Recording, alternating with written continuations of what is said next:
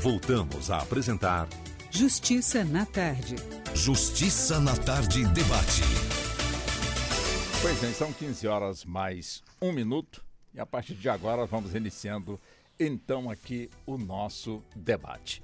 O assunto que nós vamos estar debatendo com as nossas convidadas, como também com o nosso convidado, está relacionado com aposentadoria, pensão, enfim, com a Previdência Social. Evidente que com a reforma de 2019 ainda tem muita gente que não entendeu por que quando, vamos colocar assim, o marido que é aposentado falece, a viúva que já está com o marido, já com um casamento longo, quando ela pensa, então vou receber os proventos que meu marido recebia, quando ela chega para buscar realmente ali aquele valor, é um pouquinho mais da metade. Ou seja, não é aquele total que de um salário mínimo, vamos colocar assim, o marido recebia, portanto, ali R$ 1.412, faleceu e ela ganha um pouco mais de, não chega a R$700, alguma coisa, um pouco mais de R$700. Ela assusta, mas como isso pode acontecer? Os filhos já estão crescidos, não estão mais com 18 anos, aliás, com menos de 18 anos, aí ela teria mais 10% sobre cada um dos filhos. Interessante que nesse fim de semana, coincidentemente, uma senhora me abordou, escuta a Rádio Justiça e disse que viria aqui para poder fazer realmente uma reclamação. E a reclamação dela era justamente isso que eu estou aqui colocando, que ela não sabe, não entende por que ela só recebe agora, o marido faleceu recentemente, uma convivência de quase 50 anos, e de repente ela não sabe como conviver, viver com menos, portanto, aí da metade, um pouco mais da metade de um salário mínimo. Então é nesse sentido que nós vamos estar aqui conversando. Inclusive, esse foi um assunto que o próprio ministro da Previdência Social, o ministro da Previdência, o ministro Lupe, ele portanto, fez uma colocação, o ministro Carlos Lupe, durante uma entrevista, ele disse o seguinte, quer dizer, aspas, se o seu esposo morre, amanhã você vai receber 60% da renda dele. Eu pergunto, no caso o ministro, é justo isso? Então vou começar por aí, né? Com os nossos convidados, com as nossas convidadas. Claro que temos outros temas aqui que nós vamos estar abordando. Mas primeiro deixa eu apresentar nossas convidadas, como também nossos convidados, aliás, nosso convidado aqui no nosso Justiça na Tarde. Doutora Thaís Riedel, que preside a Associação Confederativa Brasileira da Advocacia Previdenciária. Doutora Thaís, é sempre muito bom recebê-la aqui nos estúdios da Rádio Justiça. Muito boa tarde para a senhora e mais uma vez seja bem-vinda. Boa tarde, Walter. Boa tarde a todos os ouvintes, aos ilustres colegas que estão aqui comigo hoje para a gente debater sobre Previdência. É uma alegria estar aqui novamente. Espero que tenhamos aí um ótimo debate. Com toda certeza. Deixa eu também cumprimentar a doutora Ana Caroline Andrade de Freitas, advogada, assistente social e diretora de Política de Assistência do Instituto Brasiliense de Direito Previdenciário, IBDPrev. Né, doutora Ana, também seja muito bem-vinda, muito boa tarde. É sempre muito bom tê-la aqui no nosso programa. Muito boa tarde. Boa tarde, Walter. Boa tarde, nossos ouvintes, nobres colegas. E é uma alegria participar do debate. Espero que seja bastante proveitoso para todos. Com certeza que sim.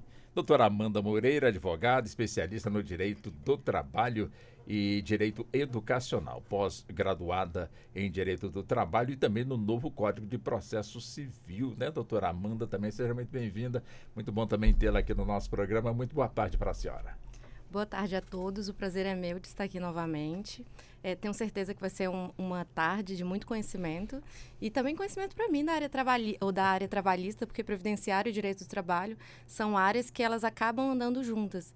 Então, tenho certeza que aqui vamos tirar muitas dúvidas e será uma tarde muito proveitosa. Juntas, de mãos dadas, Sim. Abraçadas, tudo junto, né, doutora? Uma influencia na outra Exatamente. O tempo todo. Doutor Diego Cheruli, advogado especialista no direito previdenciário, ele preside o Instituto Brasiliense de Direito Previdenciário, IBDPrev. Doutor Cheruli, também seja muito bem-vindo, é sempre também um prazer muito grande tê-lo aqui no nosso estúdio na Rádio Justiça. Muito boa tarde para o senhor. Olá, boa tarde, Walter, boa tarde a todos os ouvintes. Espero que nós consigamos hoje trazer luz para esses temas tão sensíveis na nossa sociedade. Perfeitamente. Bom, a minha primeira pergunta seria, doutora Thaís, e também às as nossas demais convidadas, como também ao professor doutor Gerulli, quais as principais preocupações de ordem legal das pessoas que pensam ou preparam as suas aposentadorias? Mas antes de eu entrar nesse assunto aqui, vamos já entrar assim, de forma direta neste ponto que tem incomodado, portanto, aí as pessoas incomodadas no sentido de estarem ainda sem o conhecimento da modificação das regras quando, portanto, um dos parceiros que é aposentado falece ou a parceira falece e o outro recebe 60% do que a pessoa que faleceu recebia. Quer dizer, o ministro perguntou, isso é justo? E eu transfiro para a senhora, doutora Thaís. Bem, em 2019, foi a última reforma da Previdência, foi uma reforma muito drástica, ela alterou aí, foi a maior reforma constitucional que a gente já teve, e alterou substancialmente os benefícios, em especial a fórmula de cálculo dos benefícios. Então, a pessoa que contribui para a Previdência, ela está dentro do seguro, que é um seguro social. INSS é Instituto Nacional do Seguro Social. Ela fica assegurada de determinados riscos, que são protegidos pela Previdência. Então, morte, idade avançada, a doença, né, a incapacidade para o trabalho, seja ela temporária, seja permanente. São situações em que o não trabalho pode gerar um estado de necessidade para a pessoa ou para a família, porque ela não tem mais aquela renda.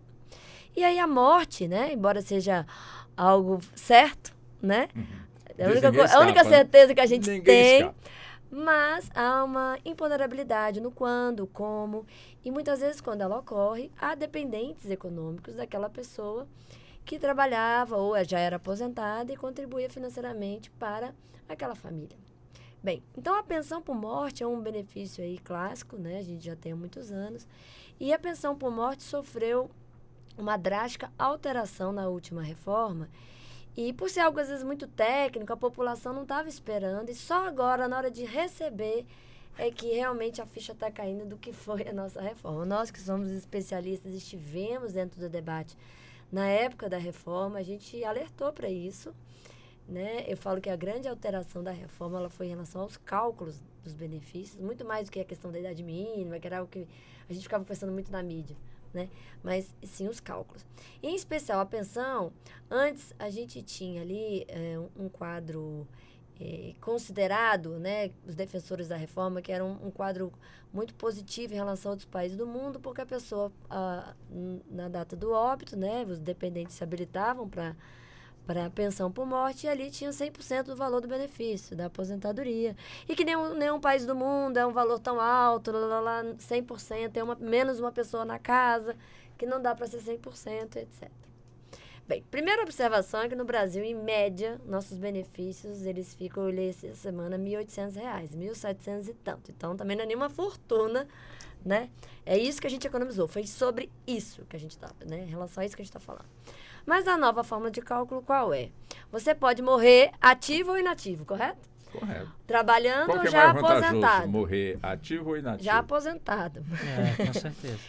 Se já era aposentado, o que vai fazer? Vai pegar o valor da aposentadoria, que já teve um cálculo lá atrás para chegar nela. Então, a pessoa era aposentada, faleceu. Ela ganhava uma aposentadoria. Certo. Dessa aposentadoria, a gente vai ter uma cota familiar de 50%, mais 10% por dependente. Certo. Se tiver só um dependente, 60%. 2 dependentes, 70%. E assim sucessivamente, até 100%. Se tiver 10 meninos, vai ser só até 100%. Certo? Pronto. E aí, quando a gente pega o caso clássico, que é uma viúva, né, somente como dependente, a gente vai ter a triste realidade de receber ali um benefício em torno de 60% do valor da aposentadoria do segurado falecido, né? Se morre ativo, aí a maldade foi grande. Acontece o quê? Essa bondade é se morrer aposentado. Veja entre bem. Aspas, bondade, entre bondade aspas. não. Na verdade, é um cálculo já agora de 100%, já agora é 60%. 60, tá. Pode ser 100%? E ainda pode piorar? Pode chegar até 100%? Pode, mas Sim. tem que ter muitos dependentes. Sim. Né? Mesmo E assim, ainda ela tem vai- mais detalhes, né? Hoje as cotas não são reversíveis. O que isso quer dizer? Então, por exemplo, vamos imaginar lá um pai, uma mãe, um filho de 18 anos. Ele é dependente para a Previdência? Uma pergunta importante. As pessoas acham que não, 18 já é de maior, como é que fala, né? Já é maior de idade. Mas até os 21. Previdência é 21. Então, a primeira coisa que a gente tem que esclarecer, porque é uma lei especial. Então, sim, ele é dependente. Então, na hora que calculou lá, vamos supor, daria 60 mais 10, 70. Certo? São 50, 60, 70. Quando ele completa 21, ele deixa de ser dependente. Antes da reforma, o que acontecia? Tudo bem, o valor continuava o mesmo, ficava só a viúva recebendo. Agora não. Agora o valor que é 70 vira 60. Ou seja, as cotas são reversíveis. Então a gente não vai poder receber mais. Aquele valor vai reduzindo. O que eu considero ser inconstitucional, porque tem um princípio constitucional que diz o seguinte, que é uma irredutibilidade do valor dos benefícios. Isso está na Constituição Federal. Mas foi o que foi aprovado. De qualquer forma, então, a gente tem essa situação. E se a pessoa morre trabalhando, a gente vai ter que calcular qual seria o valor da aposentadoria dela se ela aposentasse por incapacidade. Aí, depois que eu acho o valor dessa aposentadoria por incapacidade, eu vou para aquele cálculo horrível lá da pensão, certo? E como que é o cálculo da aposentadoria por incapacidade? Imagine uma pessoa que estava contribuindo para a Previdência já há 20 anos, certo? Como que é o cálculo hoje? O cálculo da aposentadoria por incapacidade vai ser a média. Todo mês a gente não contribui? Sim. Isso vai sendo registrado lá na Previdência, no CNIS, Cadastro Nacional de Informações Sociais. Ou deveria estar, porque nem sempre está. Mas vamos supor que está tudo certinho. Quando chega na data ali do requerimento do benefício, a gente vai então fazer uma média. Média, soma e divide. Depois dessa média, há uma alíquota de 60%, mais 2% a cada ano trabalhado, que passe 20 anos para homens, 15 anos para as mulheres. Vou traduzir. Mas por que para a mulher sempre menos? Porque ela aposenta mais cedo, tá? Então, na prática é o seguinte, hoje, homem só tem 100% da média se ele contribuiu 40 anos. Sim. E mulher, se ela contribuiu 35 anos. Certo. Se você morreu antes disso, vai ser proporcional. Então, se morreu até e tinha só 20 anos de contribuição, 60%. Se tinha 21, 62%.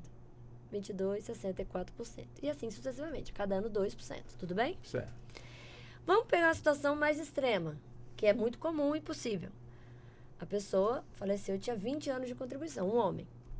Na hora que fez a média da aposentadoria ainda, até 20 anos, 60%. Então, seria 60% da média. Aí eu vou para a pensão. Eu já achei um valor super baixo. Certo? Certo. Porque imagina que essa pessoa, supor que ela trabalhava e contribuía no valor de R$3.000. Certo? Vamos supor que a média dela dava R$3.000. 60% disso já deu quanto? Eu sou ruim de matemática, doutor. Diga aí. Vamos olhar aqui Vamos na fazer na calculadora. calculadora. Uns Assim que a 1.800? gente faz. É uns 1.800. Uns 1.800, por aí. 1.800 reais. 1.800, não tô tão ruim. Então, já deu 1.800. Aí desse valor eu vou pra pensão agora. Peraí, deixa eu pegar a calculadora. Aí eu vou 50% mais 10% por dependente. Porque É o 50% de 1.800? É. 60% de 1.800. Deu quanto? R$1.080 reais. 1.080, como não pode ser menos que o salário mínimo. Ou seja, a renda era de 3, média, Caiu para um 1.400 salário mínimo, 1.412. Então, a fórmula de cálculo ficou muito pesada. E na prática nós temos ali hoje uma situação em que nós deveríamos garantir um bem-estar para essa população dependente nesse momento, e a gente tem tornado ali, infelizmente, uma situação muito ruim, constrangedora, inclusive, de necessidade muitas vezes, porque você do dia para a noite você tem que reduzir, né? Você tem ali o aluguel, você tem ali menos uma pessoa na casa? É menos uma pessoa na casa. Ah, vamos reduzir porque é menos uma pessoa? Até aí tudo bem. Poderia fazer algo, mas foi desproporcional, né? Então a gente tem o princípio da proporcionalidade na Constituição e tudo mais. Então, neste ponto, a pensão por morte, eu sei que é muito técnico, mas acho que deu para entender. Não, deu perfeitamente. A gente tem, então, um cálculo muito drástico em relação ao valor que as pessoas tinham expectativa de recebimento conforme a renda que tinha antes do óbito. Aí eu chego na doutora Ana Carolina, já também no doutor Diego, como também na doutora Amanda. Quer dizer, as pessoas que, de certa forma, não conseguem entender, portanto, aí essa questão. dizer, adiantaria ingressar com uma ação na Previdência para poder passar a ganhar mais, porque tu acha que é uma injustiça ganhar só isso, mas nós sabemos que está dentro da lei, é uma lei constitucional, o Supremo já tornou constitucional, portanto, essa lei, mas tem gente que acha que se ingressar, eu vou contratar um bom advogado para poder resolver essa minha questão. Resolveria alguma coisa, doutora Ana? Então, depois das reformas, a situação ficou muito difícil, como bem explanado pela doutora Thais. O cálculo para a pensão por morte ficou perverso.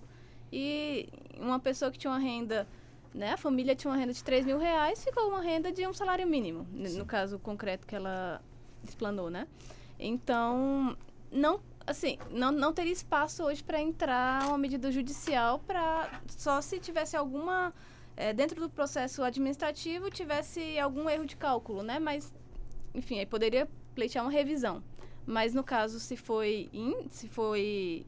o processo foi rígido, né? Então, nesse momento, não teria como aumentar, né? Via judicial. Infelizmente, né? Porque coloca muitas pessoas, quando abaixa muito o valor da pensão, coloca muitas pessoas numa área de vulnerabilidade social. Por exemplo, uma pessoa ganhava 3 mil, uma família, né, ganhava 3 mil, passou a ganhar metade disso, e aí as contas continuaram as mesmas em casa. Sim. Então, é uma realidade, hoje em dia, a legislação é uma realidade bem perversa, assim, para o segurado, para pensionista, né, para os seus familiares, que dependem dessa pensão. Esse tipo de mudança, doutora Amanda, seria interessante também quando o debate está acontecendo, ou quando a lei é aprovada, sancionada. É importante que esse tipo de assunto ele seja levado para o campo do trabalho, para poder tornar o assunto claro para a pessoa que está ali exercendo a sua função, que às vezes está trabalhando tanto, não tem nem tempo de estar acompanhando o debate. Seria, eu não digo uma obrigação do empregador, mas seria um bom senso o trabalhador, de alguma forma, também buscar as informações, trazer especialistas, fazer uma conferência, explicar direitinho o que está acontecendo, ou seja, de certa forma, minimizaria um pouco mais aí essa situação, doutora Amanda? Com certeza. Eu digo que a responsabilidade não está no empregador, mas é uma responsabilidade do próprio governo em instruir a população. Como foi dito aqui, mudaram as regras do jogo e agora eles estão entendendo qual é o reflexo disso na vida deles financeiramente. O que é um absurdo, porque a população ela deveria saber o que estava sendo discutido. Só que, às vezes, as pessoas são tão humildes que sequer entendem o que é que está sendo debatido, porque até o linguajar que é utilizado não é acessível a elas. Então, a gente precisa modificar a forma que a gente leva para a população essas modificações legais que são feitas. E outro ponto que eu costumo bater muito nele é a relevância de você estar bem assessorado antes de fazer o pedido do seu benefício, principalmente da aposentadoria. Tenha um bom atendimento e suporte para alguém te explicar a melhor forma, o melhor cálculo, quando é melhor você se aposentar, com qual valor, qual a melhor alternativa para você. Então, a população precisa, sim, de uma assessoria profissional para solicitar o seu correto benefício, mas, principalmente, a população ela precisa ter conhecimento do que é que está acontecendo e quais são as modificações e como isso vai refletir no dia a dia deles financeiramente. Eu chego no doutor Cheruli, doutor Diego. Eu sei que o senhor, doutora Thais, doutora Ana e outros especialistas sempre são buscados pelo Congresso Nacional e também por autoridades do Executivo quando buscam, portanto, um estudo, né? Como é que, quer dizer, o estudo seria o início de um debate a nível de Congresso Nacional para modificar, portanto, leis, alterar ou criar, enfim. Aí eu pergunto ao senhor, eu sei que o senhor já foi procurado, o senhor fica à vontade se quiser confirmar ou não, aí eu já sei. Bom, aí eu pergunto ao senhor, essa situação aqui posta, tem como modificar ou ser modificado, uma vez que o próprio Supremo já reconheceu a sua constitucionalidade, ou seja, essa nova regra a qual nós estamos aqui abordando, o Supremo disse, não, é constitucional, não tem problema algum. Mas, como foi dito aqui pelas doutoras, né, o efeito negativo está sendo sentido, quer dizer, não é de hoje que vem sendo sentido. E aí, tem como modificar? Então, tem como sim, porque a reforma da Previdência de 2019, pela emenda 103, ela foi uma emenda constitucional. O principal efeito dela foi desconstitucionalizar as normas previdenciárias, Walter, ou seja, ela jogou e delegou para a lei regulamentar como as coisas funcionariam. E aí, em regras de transição, é que vem essa regra, por exemplo, como que a Thaís trouxe. O cálculo da pensão vai ser 60% mais, 50% mais 10, etc, etc, etc. Então, o que hoje nós estamos aplicando são regras de transição, ou regras transitórias, que elas valem até que a lei que regulamente venha e mude o jogo. Então, hoje nós estamos numa fase de buscar essa regulamentação da reforma da Previdência de 2019. O Supremo pode ter julgado constitucional, né, como ele o fez, mas uma nova lei pode mudar por completo toda a característica do benefício. Tá? Obviamente, nós temos limites, e aí nesses limites que entra o problema, que começa, na verdade, o problema. São limites do processo legislativo e limites orçamentários. Toda vez que nós discutimos Previdência, ou vamos colocar algum projeto em votação, ou fazer algum estudo, nós não podemos chegar simplesmente e falar, nossa, tadinho, que pena, precisa aumentar. Não, precisa aumentar, mas eu tenho dinheiro para aumentar. O Estado tem recursos públicos para isso. O nosso sistema previdenciário arrecada o suficiente para bancar essa nova alteração, porque se o Congresso aprova uma norma sem essa prévia fonte de custeio, que é o chamado, eu tenho que ter uma prévia fonte de custeio se for estender, majorar benefício, né? Essa norma pode ser considerada inconstitucional, pode ser vetada pelo presidente da República e pode, inclusive, ser objeto de uma ação do próprio Estado, do próprio país, no Supremo, uma ação de declaratória de inconstitucionalidade, tá? Justamente porque foi aprovada uma norma sem ter fonte de custeio para mantê-la. Então, na reforma da Previdência, nós reduzimos o valor do benefício da pensão por morte, que é o nosso assunto. E não foi só ali. Na verdade, a pensão começou a ser atacada em 2015, né, Thaís? MP 664, 2014, com a presidente Dilma, que virou a Lei 13135 de 2015, que era o 13 do PT, 135 que é o número do INSS, né? Dentre outras normas que, por exemplo, colocaram limite de tempo para pensionista receber, que era foi a chamada projeto de lei da novinha, que é um nome terrível, né? Das novinhas. Das novinhas, porque tinha uma pessoa idosa que casava com a novinha, ele morria e a pensão ficava para a novinha o resto da vida. Essa foi a inspiração para essa segunda modificação? É a inspiração de lugares muito terríveis assim embaixo da terra, porque não tem uma inspiração jurídica. O problema hoje, Walter, é você discutir o processo legislativo previdenciário com base em fraude, em base em premissas pequenas. Tem fraude no INSS? Tem.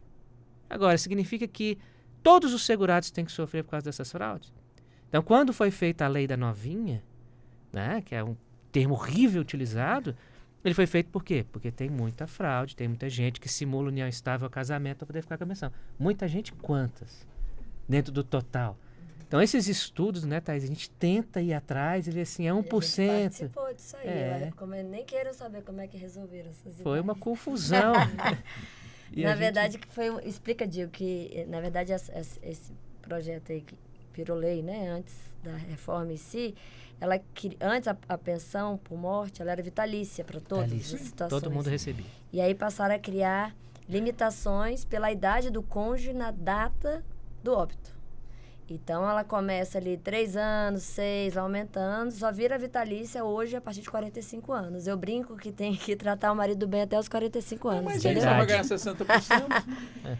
Então, não, mas aí vitalícia. Sim, porque mas agora é o quanto tempo que você vai 100%. receber. Mas o por quanto tempo? Aí é a questão. Antes era 100%, por 3 anos, mas 10 anos, 15 anos. Ou seja, ela não necessariamente ela vai ser vitalícia. Sim. E essa é uma discussão que a gente tinha, porque tem lá uma regra que paga por 20 anos, que é menos de 45, né? Qual o critério da idade? 20 anos. Aí a pessoa lá tá com 44.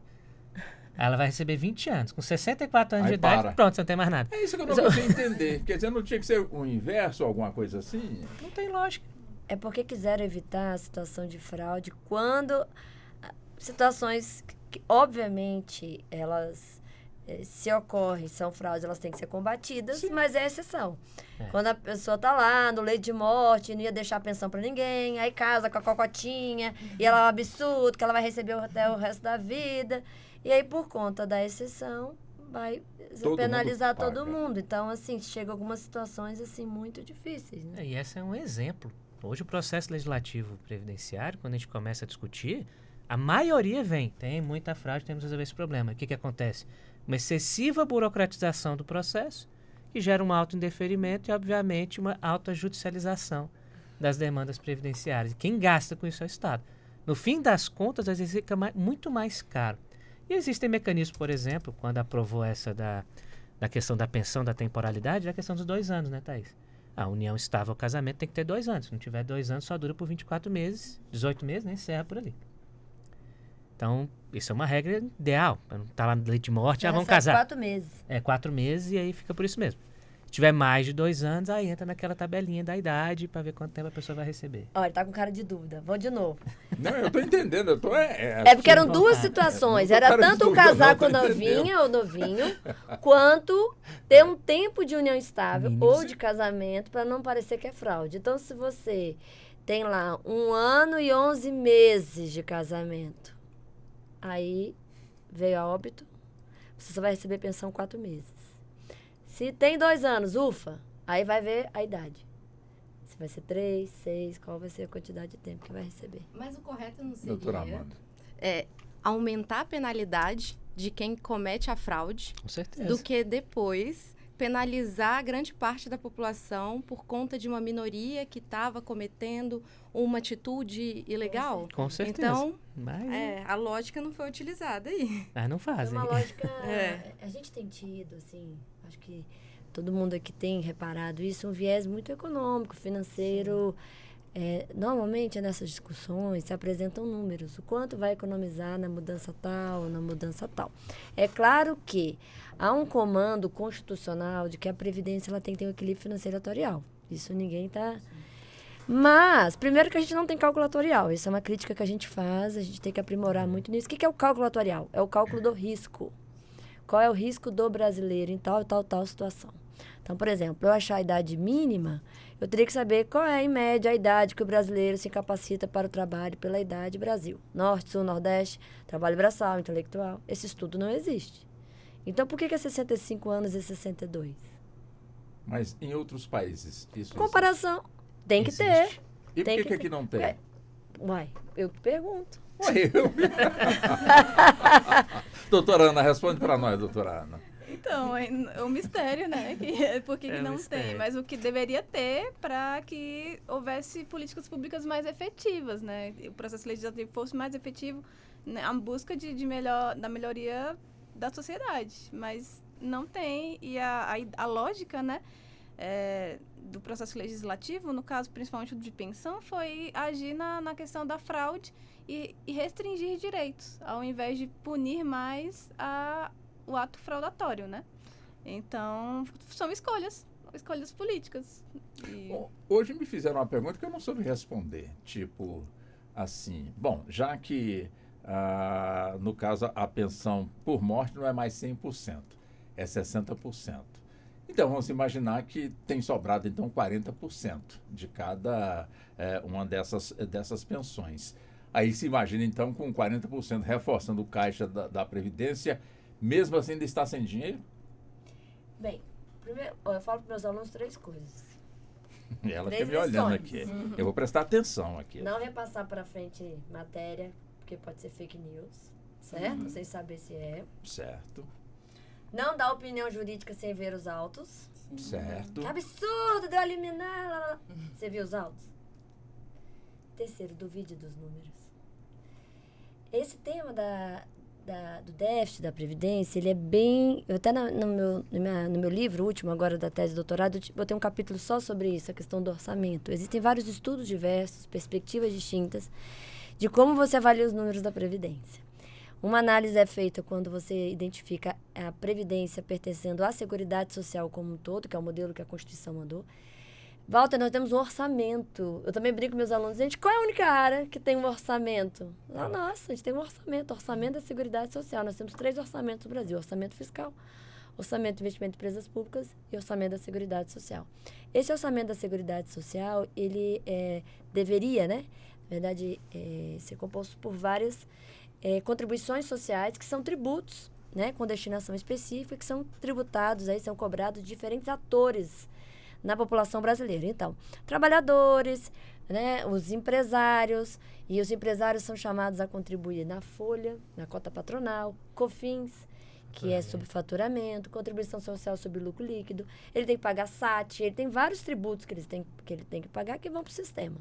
Além disso, eu tenho concurso de prognóstico, que são os jogos autorizados, então, loteria, né? Eu até brinco também com meus alunos, jogou na Mega Sena, perdeu, não fique triste, você contribuiu para a Seguridade Social. Fez né? uma boa ação. Boa ação. Importação, né? A gente tem PIS, COFINS, importação. Então, qual foi o modelo que a Constituição pensou e muito inteligentemente? Diversifica as fontes.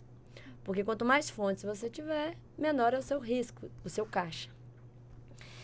Entretanto, isso o Diego explica muito bem, acho que depois você pode até complementar, lá pelas tantas, na verdade, desde a emenda número 1 da Constituição, começaram a desviar recursos desse orçamento da Seguridade Social. Esse orçamento da Seguridade Social só pode ser gasto com saúde, assistência e previdência.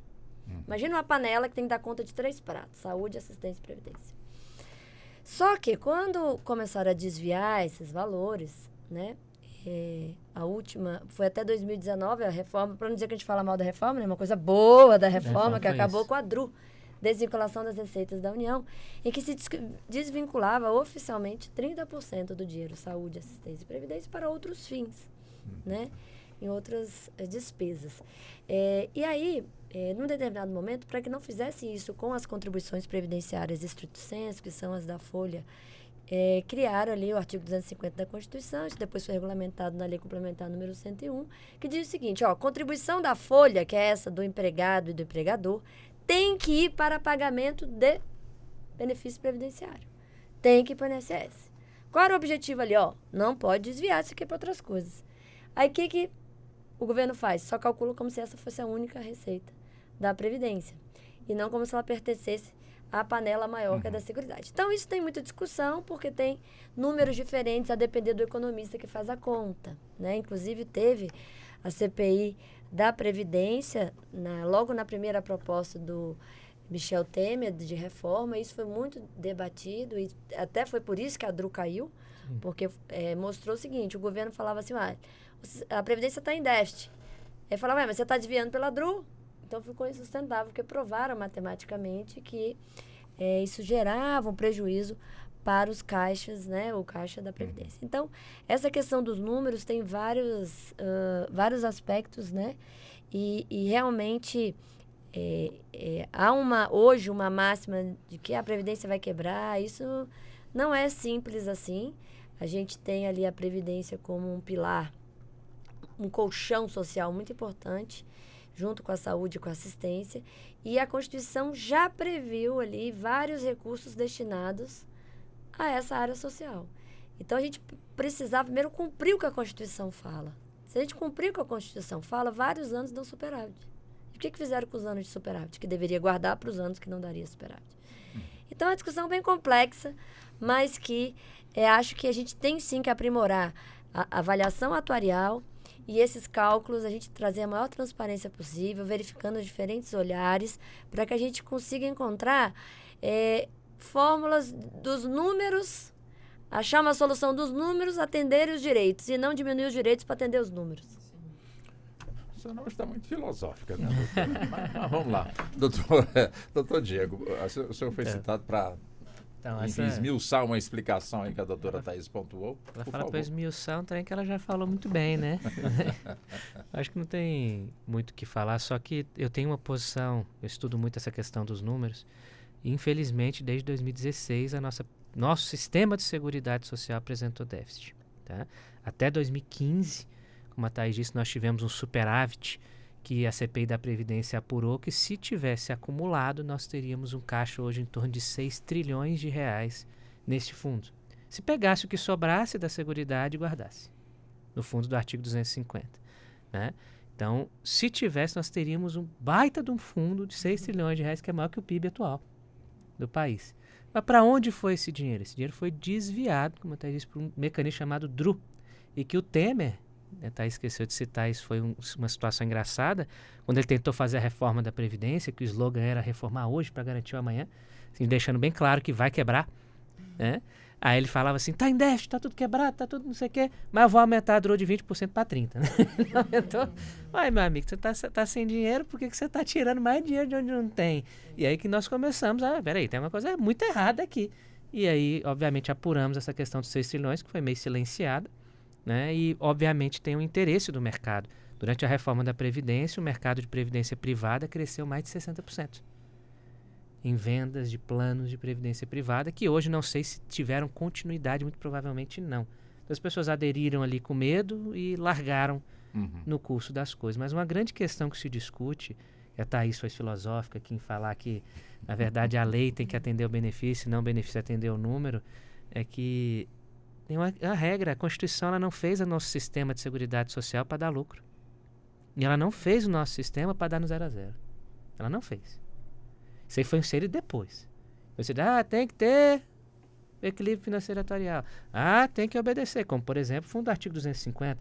O meu estudo na CPI sobre o artigo 250, eu fui pesquisar lá nos anais da lei que criou, da proposta de emenda da Constituição, que criou o artigo 250 da Constituição, que é esse fundo do regime geral de previdência. E ele falava assim, o Caixa foi vilipendiado e nós estamos criando essa poupança para devolver tudo, inclusive que foi usado da Previdência para o programa de desestatização nacional, dos anos 80 e 90. Está expresso. Construção de Brasília, isso tudo está expresso. Brasília foi construída, Transamazônica com dia de Previdência, tudo. Né? Então, o artigo 250 falou assim, vai em especial para recompor o que foi gasto com o programa de desestatização nacional, que foram utilizados recursos do sistema previdenciário. Ele não falou que era da Folha. Ele falou que era tudo. Ele criou a diversidade da base de custeio na emenda 20 e já trouxe essa situação. Aí depois veio a lei que foi regulamentar e falou, não, agora tudo é folha. Ou seja, ela foi e voltou. Que antes era folha. Aí o legislador falou, agora é a diversidade. Aí depois, 2 anos depois, não, agora é só a folha de novo. Então, qual que é a base? É o cálculo que a Thaís falou. O correto que a Constituição manda é eu avaliar todas as fontes da Seguridade Social e diminuir por todas as despesas, previdência, assistência e saúde. E nessa discussão colocavam lá assim, despesa da Seguridade Social, anistiado militar. Eles não são despesa da Seguridade, despesa administrativa. A própria despesa administrativa dos órgãos, como despesa da Seguridade, não só considera os benefícios, considera tudo. E aí tem vários cálculos, mas no frigir dos ovos, infelizmente, nós temos um déficit muito grande. Mas eu não gosto de usar essa palavra déficit, porque o sistema não foi feito para calcular 2 mais 2 tem que dar 4. Ele foi feito para garantir proteção social. E se um dia falar assim, a Previdência vai quebrar, não se preocupe.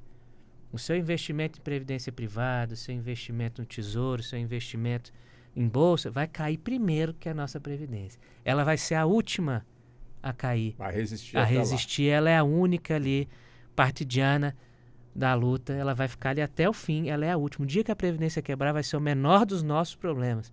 Em 2 processos aqui no Supremo de Sustentação Oral, eu usei isso para os ministros. O dia que a Previdência quebrar vai ser o menor dos nossos problemas. A gente não tem que se preocupar necessariamente com isso, porque ela é inquebrável. O dia que ela quebrar, o Brasil inteiro já está quebrado antes dela.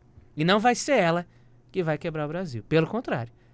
A Previdência, a Seguridade Social, é o maior distribuidor de renda do país.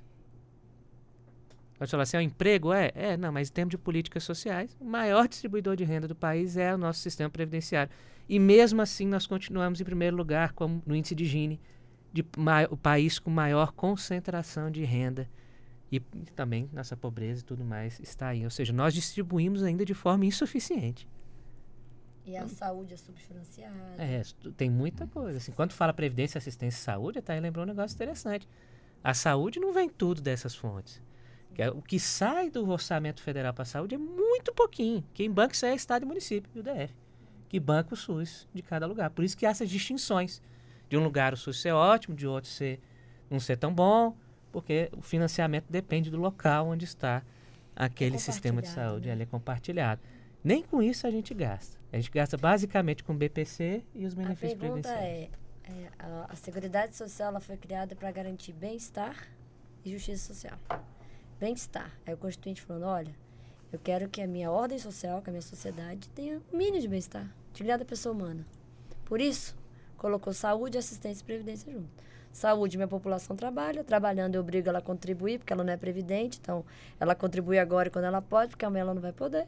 E aqueles que não podem, que são hipossuficientes, ou seja, nem a família consegue, eu tenho assistência social. Então, esse tripé da Seguridade, ele se propõe a garantir minimamente o bem-estar social. E isso ser deficitário ou não, ela vai um pouco da perspectiva do que você quer investir no bem-estar da sua população. Né? Tem países, por exemplo, que isso não importa. Eu quero saber o seguinte, eu estou gastando dos meus recursos públicos, eu quero gastar no bem-estar da minha população.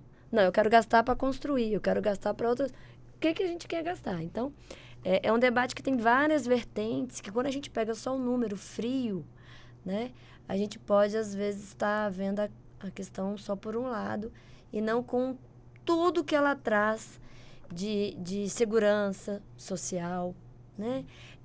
Vários municípios recebem muito mais do fundo da Previdência do que do Fundo de Participação. Esses valores, como eu disse, como eles estão entre 1 e salário mínimo na sua média, eles voltam totalmente para a economia. Então, a nossa área ela é complicada porque ela tem todas essas dimensões econômicas, sociais, né? E nós, juristas, ficamos ali no meio disso tudo, tentando ali, peraí, aqui o Instituto é assim, que foi criado para isso. Porque a gente tem visto remendar as partes sem olhar o todo. Como a senhora muito bem pontuou, doutora Amanda, as áreas, tanto previdenciária como trabalho, caminham juntas. Sim. Quer dizer, esse caminhar da área trabalhista junto da Previdência, quer dizer, continuam juntas ou a área trabalhista ficou um pouco para trás? Porque o custo realmente para se manter um empregado, um funcionário, realmente é muito alto, né?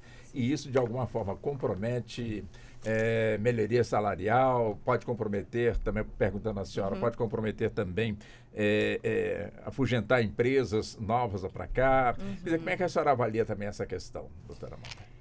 Primeiramente, tenho certeza que o reflexo da Previdência, ele não vem só na área trabalhista, ele vem no tudo, na economia.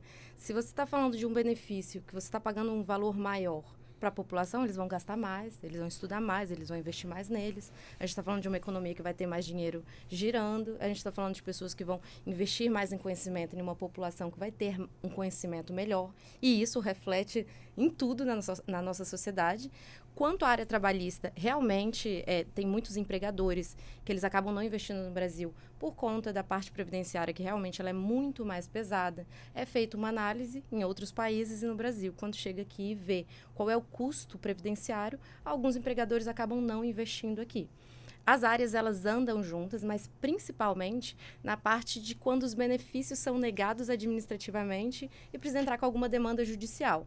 E digo isso porque, a título de exemplo, se eu estou falando de um empregador que sofreu um acidente de trabalho e não foi emitido um CAT, a gente entra com uma demanda na Justiça do Trabalho, pede um reconhecimento de que teve um acidente de trabalho e depois ele pode entrar com a demanda dele. Então, isso é um exemplo de tantos outros benefícios que eles dependem, sim, primeiramente, de entrar na Justiça do Trabalho para ter aquele reconhecimento e o documento necessário para que depois o segurado ele possa pleitear o benefício dele. Doutora Ana, quer dizer, antigamente tinha, acho que com certeza os antigos vão lembrar disso, eu sou muito novo, não lembro, mas eu li bastante, né? Ou seja, as pessoas quando iniciavam o seu trabalho, elas próprias ali, os doutores também podem ajudar, a senhora também pode me ajudar, fazer o seu próprio, deixa eu me preparar aqui que eu quero aposentar ganhando X no final do meu período de trabalho. E, claro, né, tinha gente que pensava em aposentar com 5 aposentadorias. Lá em Anápolis, eu era pequeno, via lá o pessoal correndo atrás. Não, vou aposentar com 7 aposentadorias, 8 com tanto, enfim. E, de repente, a aposentadoria virou um valor só, portanto, para todo mundo.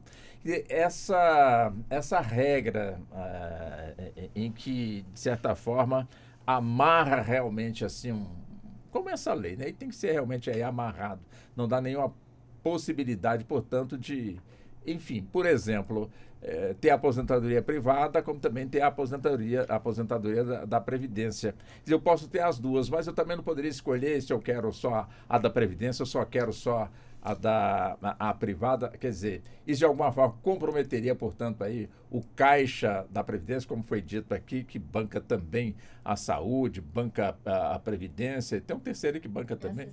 Assistência. Bolsa Família, Sim, benefício para sim. continuar. Ou seja, incentiva, portanto, a Previdência privada, mas se a pessoa não pode optar. Ela pode ter as duas, mas não pode ter somente uma, eu não quero ter a outra. Como é que fica essa questão aí? É porque é um direito social que não pode ser, ele não pode ser disposto, né, pelo do Estado. O segurado ele pode pleitear uma previdência complementar, mas a do Estado, a pública, precisa ser garantida. Ou seja, o empregador ele tem que descontar, todo mês tem que encaminhar para a Previdência o custo daquele seu empregado. Quer dizer, não pode, não, isso aqui eu vou mandar só para a Previdência privada. Não, isso aqui só manda. Quer dizer, não pode. Tem que ter também esse aí da Previdência, Sim, como diz do governo. Sim, porque a Previdência é um seguro. Então, as eventualidades da morte, o acidente, ele precisa ser garantido. Você não pode escolher você ser desprotegido por uma política que lhe garante direitos, né? Então, necessariamente, o empregador precisa contribuir, né? Isso legalmente está previsto já sobre os valores de aposentadoria, que não é um valor para todo mundo. Isso, no decorrer histórico previdenciário, o cálculo previdenciário foi modificando para que esse valor tenha coerência com o histórico de vida previdenciário do segurado. Então, se o segurado teve uma maior contribuição na sua vida previdenciária, consequentemente, ele vai ganhar uma aposentadoria maior, né? Respeitando, logicamente, o teto previdenciário. E se ele contribuiu menos, terá menos, respeitando o salário mínimo, né? Que ele pode garantir. Mas ele não pode dispor da previdência pública, né? Da previdência garantida constitucionalmente. Entendi. Mas não seria só ele não fazer a solicitação do próprio benefício? Posso complementar? Sim. Sim. Isso é muito importante, eu acho, porque a gente tem como fica falando muito, a Previdência vai quebrar e tal, a gente tem uma tendência a ter um descrédito na pública e achar que a privada vai resolver todos os problemas. Verdade. Qual que é melhor, Previdência pública ou privada? Previdência privada tem alguma coisa a ver com fundo de pensão? Olha, nenhuma é boa ou ruim, elas são diferentes. Então, vamos lá. A Previdência privada surgiu antes da pública. Por quê? Porque durante muitos anos o Estado não se obrigava, não tinha lei obrigando as pessoas Mas é a recente? contribuir. Não, tinha muito tempo. Veio da técnica do seguro. Seguro de vida. Por isso que a gente está falando de seguro. INSS, Instituto Nacional do Seguro Social. Certo. Vem da técnica do seguro privado. Então, como é que é o seguro privado? Eu tenho um patrimônio que está sujeito a vários riscos. Por exemplo, um carro. Eu quero proteger meu patrimônio daquelas situações, aqueles riscos. Que riscos? A minha barbeiragem, a barbeiragem alheia, um furto, certo? Então, eu vou e contrato um seguro. Quando eu contrato o seguro, a seguradora vai calcular o risco. Homem, mulher, com a idade, estaciona no lugar aberto, fechado, ela está calculando o risco. Ali ela vai calcular, eu tenho que pagar um prêmio, a partir dali que eu estou pagando, eu estou segurada. Não é assim? Certo. É isso mesmo. Então, as pessoas que eram previdentes e tinham condições, iam lá na seguradora e faziam seguro de vida. Com o tempo foi criando a previdência privada. Só o que aconteceu? Quando o Estado não obrigava as pessoas a contribuírem, alguma hora vai acontecer a situação de risco. Certo? Porque a gente morre, a gente fica doente, fica capaz para o trabalho, tem menino, situações da vida. Em um determinado momento, de acordo aí, a gente tem todo um histórico aí de pressões políticas, sociais, etc. Muito acidente do trabalho, os trabalhadores começaram a reivindicar direitos também trabalhistas e também previdenciários, até que o Estado viu que ele precisava criar um mecanismo de seguro social. Então, a pública é um seguro obrigatório.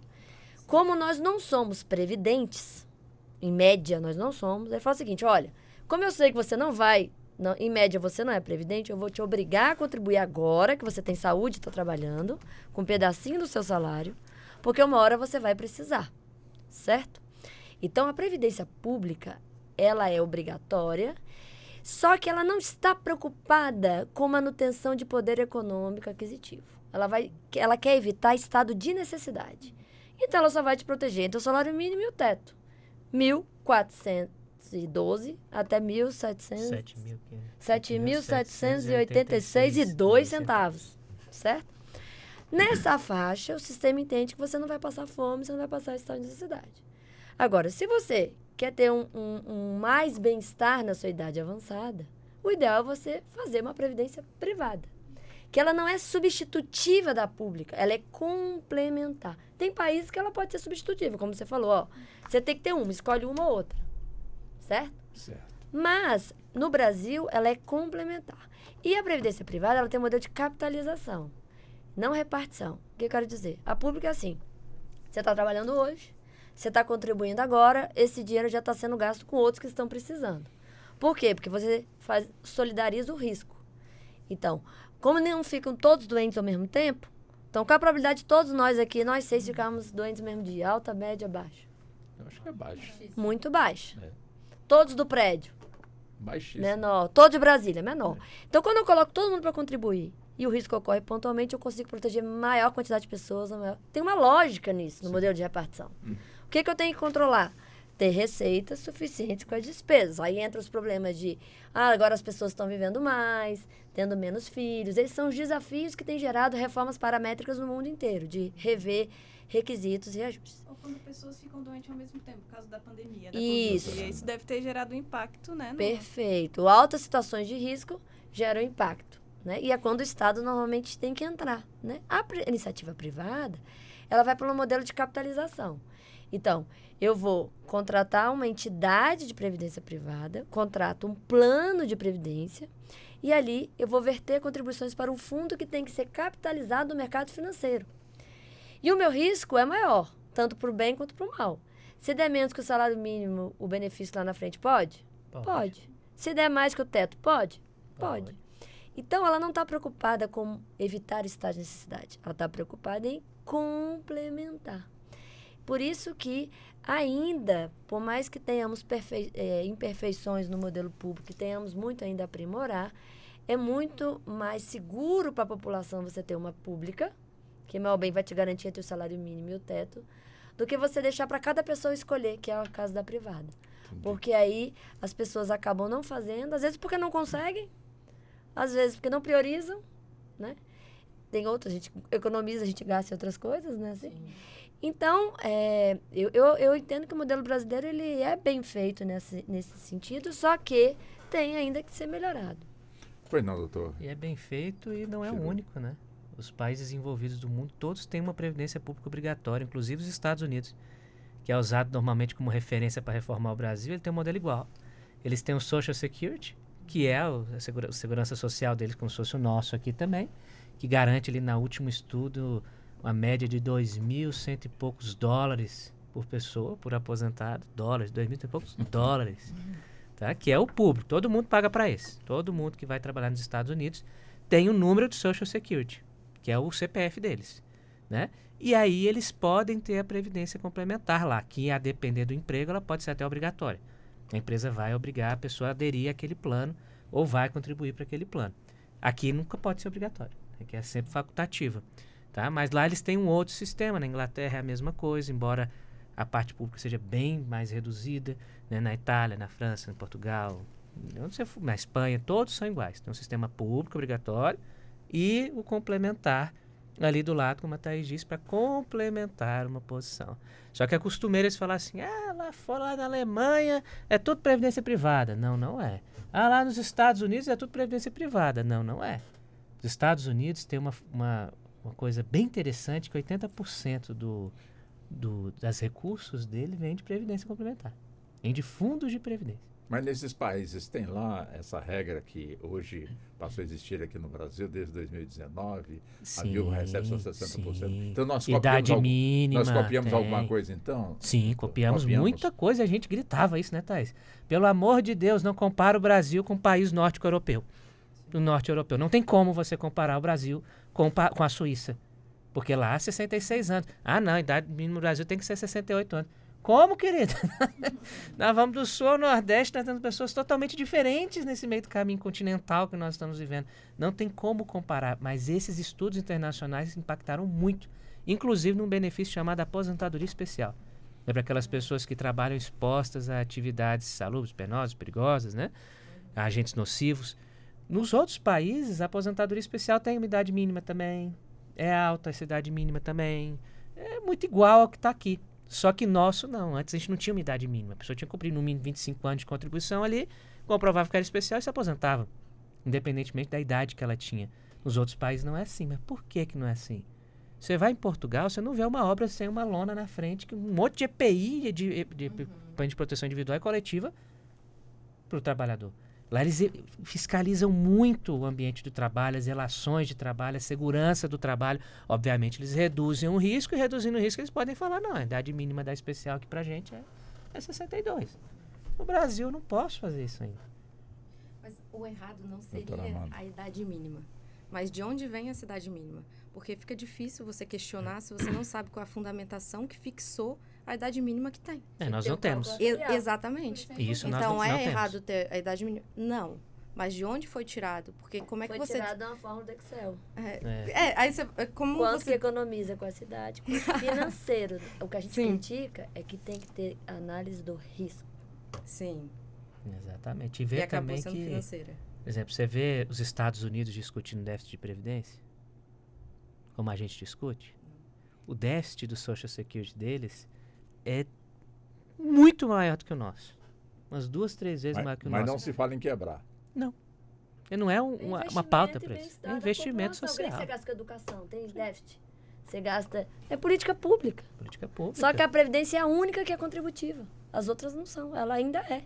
A gente deu esse caráter meio privado para o nosso sistema público, de que ele tem que se pagar.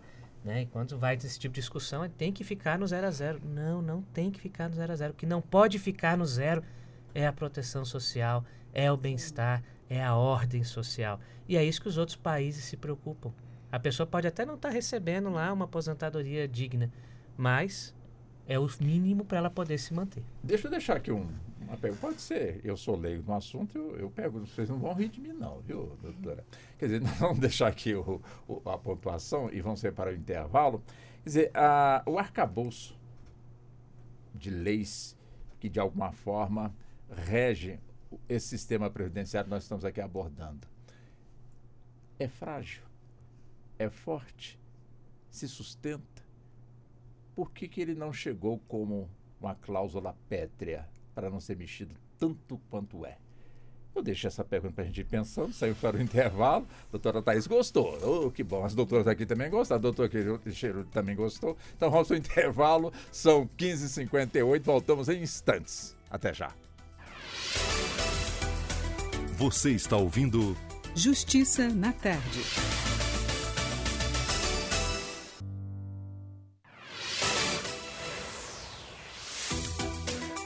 Voltamos a apresentar Justiça na Tarde. Justiça na Tarde Debate. Pois bem, estamos de volta já na segunda hora do nosso debate. São 16 horas mais 2 minutos. E hoje o debate que nós estamos aqui abordando com as nossas convidadas, como também com o nosso convidado, está relacionado com a Previdência. Estão conosco a doutora Ana Caroline Andrade de Freitas, que é advogada, assistente social e diretora de política de assistência do IBDPrev, que é o Instituto Brasileiro de Direito Previdenciário. Também doutora Amanda Moreira, advogada especialista no direito do trabalho e direito educacional. Ela que é pós-graduada em direito do trabalho e também no novo Código de Processo Civil. Doutor Diego Cheruli, advogado especialista no direito previdenciário. Doutor Cheruli preside o Instituto Brasiliense de Direito Previdenciário. E também conosco a doutora Thaís Riedel, ela que preside a Associação Confederativa Brasileira da Advocacia Previdenciária. Eu deixei uma pergunta no ar, né, doutora Thaís? Porque eu entendi o seguinte, não sei se tem alguma coisa a ver com a outra, né? Nós tivemos bem recente o presidente francês, Macron, ele para poder proteger, portanto, a legalidade, portanto, aí da descriminalização do aborto, ele colocou na Constituição. de que ele colocou foi justamente o parlamento. E já se transformou, portanto, nesse sentido, em uma linguagem bem simples. O que foi dito foi justamente isso, para não mexer alguma lei, alterar, então isso foi feito por lá. Eu pergunto à senhora, a nossa Previdência, que ela veio, portanto, através de lei, quer dizer, ela está também no arcabouço da nossa Constituição? Se está, porque quase que todo governo que entra, de alguma forma, altera, sempre com a proposta de melhorar, portanto, aí essa questão, doutora. No caso brasileiro, nós temos a Previdência altamente constitucionalizada. Em que sentido? Dentro da sua estrutura macro, Seguridade Social. Então, ela está no artigo 6º, que tem o rol dos direitos sociais, né, que está dentro do título das garantias fundamentais. Então, não há dúvida que a Previdência, no nosso ordenamento, tem o status de direito fundamental, certo? Tem um capítulo, né, um título da ordem social, e ali temos um capítulo da Seguridade Social, que cria a Seguridade Social, que poderia ser traduzida como segurança social. E aí tem a saúde, assistência e previdência, e depois a Constituição ainda traz artigo 195, falando do financiamento dessa Seguridade Social. Depois, 196 a 200, falando de saúde. 201, Previdência Pública. 202, Previdência Privada, também tem status constitucional. Depois, 203 e 204, falando de assistência social. Então, ela tem um forte arcabouço constitucional. Qual que é a questão? A Constituição, ela traz a organização, seguridade, as principais características, os principais riscos que devem ser protegidos e princípios constitucionais. E deixou para o legislador infraconstitucional criar os requisitos. O que é infraconstitucional? É aquilo que está, as leis complementares, leis ordinárias, medidas provisórias, estão fontes do direito formais. Perfeito. Então, o que acontece? A gente tem direitos que estão garantidos na lei e tem direitos que estão também garantidos na Constituição. Mas a Constituição ela não consegue detalhar tanto quanto a lei para disciplinar as situações, né, os fatos sociais. Então, a gente tem a lei em que vai regulamentar quais são os requisitos, tanto na hora de contribuir para a Previdência, nossa lei de custeio, quanto requisitos para conseguir os benefícios, lei de benefício, certo? O que acontece? Então, um ponto importante é que, sim, nós temos esse status de direito social fundamental. E existe o princípio da vedação no retrocesso. Eu até tenho um livro sobre esse tema, que foi minha tese de mestrado. E nesse princípio, a gente vai questionar o seguinte, olha, certos direitos que já foram alçados ao status constitucional, ou seja, houve um comprometimento do Estado em garantir esses direitos fundamentais, poderiam ter, por alteração do legislador, até constitucional, mas né, posterior, né, reformador, retirada de direitos? Essa é uma questão que volta e meia vem aqui ao Supremo, né? Então, se eu tinha uma política pública garantindo tal patamar protetivo, eu poderia garantir menos? Né? Nessas discussões, normalmente a gente tem ali um debate. Por um lado, o princípio da dignidade da pessoa humana, ali é um direito social fundamental. Do outro lado, é o princípio da reserva do possível. O Estado fala, mas eu não tenho como gastar, eu não tenho dinheiro para isso. E nesses debates, ora o judiciário fala, não, aqui você tem que gastar sim, porque é direito social fundamental. E ora ele fala, não, aqui realmente você fez tudo o que podia. Então, não é uma linha tão certa em relação a isso, mas o fato é que toda a reforma, e não foi diferente na última reforma de 2019, nós temos aqui, se eu não me engano, 11 ADIs no Supremo questionando aspectos da reforma. Ou seja, pode uma reforma constitucional ser incondicional? Sim, desde que ela viole alguns limites que o próprio artigo 60 diz no parágrafo 4º. Não será objeto de deliberação a proposta de emenda tendente a abolir a forma federativa de Estado, o voto direto, secreto, universal e periódico, a separação de poderes e os direitos e garantias individuais. Então, nessas discussões, qual é o patamar? É salário mínimo? Qual que é esse patamar? Então, são discussões que se apresentam, que vêm parar aqui no Supremo Tribunal Federal, exatamente para entender qual é ali o limite desse legislador reformador. O fato é que A última reforma, ela desconstitucionalizou alguns direitos. Então, a gente tinha alguns direitos que eram garantidos na Constituição, então eles eram mais difíceis de alteração. Agora, as próximas reformas serão mais fáceis de serem feitas, porque tirando a idade mínima, algum outro requisito específico que ainda ficaram constitucionalizados, vários outros, como pensão por morte, aposentadoria por invalidez, aposentadoria especial, cálculo, tudo isso é infraconstitucional. E aí, então, a gente tem ali uma perspectiva de possíveis alterações futuras, inclusive em quórum menos qualificado no parlamento. E aí, algo que a gente tem defendido, né, eu tenho conversado muito com as associações, sindicatos que eu atendo, é a necessidade da gente fazer uma sistematização disso. Né? Eu tenho defendido muito a gente criar o Código Previdenciário Nacional e, a partir daí, chamar o feito à ordem, né? O que a gente precisa, fazer os cálculos atuariais, fazer a análise do risco, tudo que tinha que ter feito na reforma, para a gente poder saber se aquele patamar, aquele novo patamar em termos de requisitos, ele é possível ou não, se ele está coerente ou não com a realidade brasileira e quanto que a gente precisa para dar conta de pagar esses benefícios. Nós temos que dizer qual é o bem-estar que a gente quer garantir, quanto isso custa. É uma discussão que a gente tem que fazer. Nessa mesma linha, doutor Cheruli, afinal de contas, essas modificações que, enfim, o nosso sistema previdenciário sofre, enfim, é alterado, a gente poderia entender como um progresso, um avanço ou um retrocesso? Depende, né? Depende do que está sendo feito. Mas as normas da Previdência, elas vão precisar, ao longo do tempo, ser modificadas, porque as relações nunca são as mesmas. A sociedade evolui, as relações de trabalho se modificam. Mas o que a gente percebe é que sempre o lado mais fraco é que sai perdendo. Isso, infelizmente, no nosso país, e não só aqui, em vários lugares do mundo, né? O trabalhador, ele tende a perder mais direito, porque é a maior parte, é onde está o maior gasto. Previdência é um gasto muito alto para o Estado. O que não se enxerga é necessariamente o efeito benéfico que ela tem. Então, mudar, vai mudar. Por exemplo, idade mínima. A gente vai, daqui a pouco, ter que enfrentar uma nova reforma para discutir sobre a idade mínima? Vamos ter que enfrentar. Hoje, por exemplo, 60 anos é uma pessoa idosa? Não.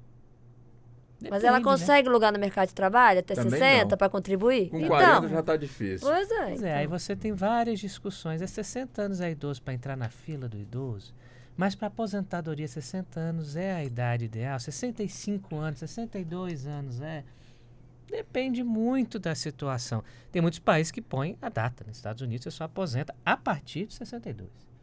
Aí é proporcional. Aí a partir dali você vai tendo regras que vão aumentando seu benefício. Tem países, Portugal, aí de 66.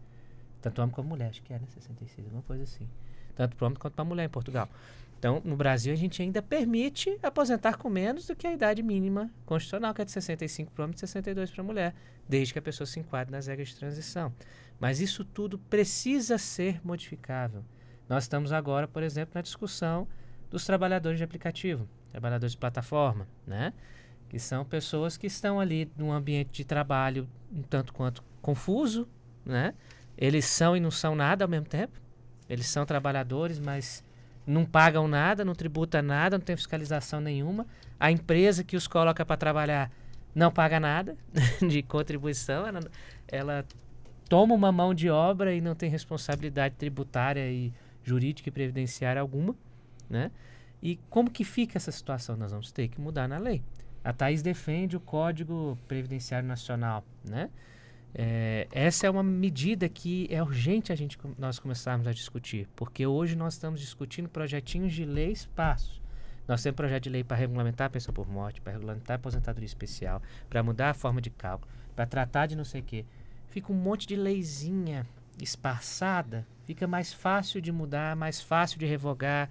Com o código é mais difícil de aprovar, porque hoje para você trazer ao Congresso a discussão de um código... E tem status de lei complementar, e tem status de lei complementar, não muda com medida provisória, essa é a diferença, né?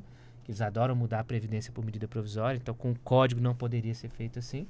Mas hoje eu não vejo espaço para o Congresso começar a discutir isso. Mas não significa que a gente não tem que começar a discutir essas questões, né? De vamos regulamentar a Previdência num conjunto geral, de uma vez só, com uma norma só, ou vamos continuar discutindo ela de ponto a ponto. Mas eu creio que uma situação no momento que precisa ser discutida e que vai ser objeto de uma lei que já está sendo proposta aí, né? É a questão dos trabalhadores por aplicativo, essa forçação de regulamentação como emprego, se é emprego, se não é. O que importa para a Previdência é ter contribuição.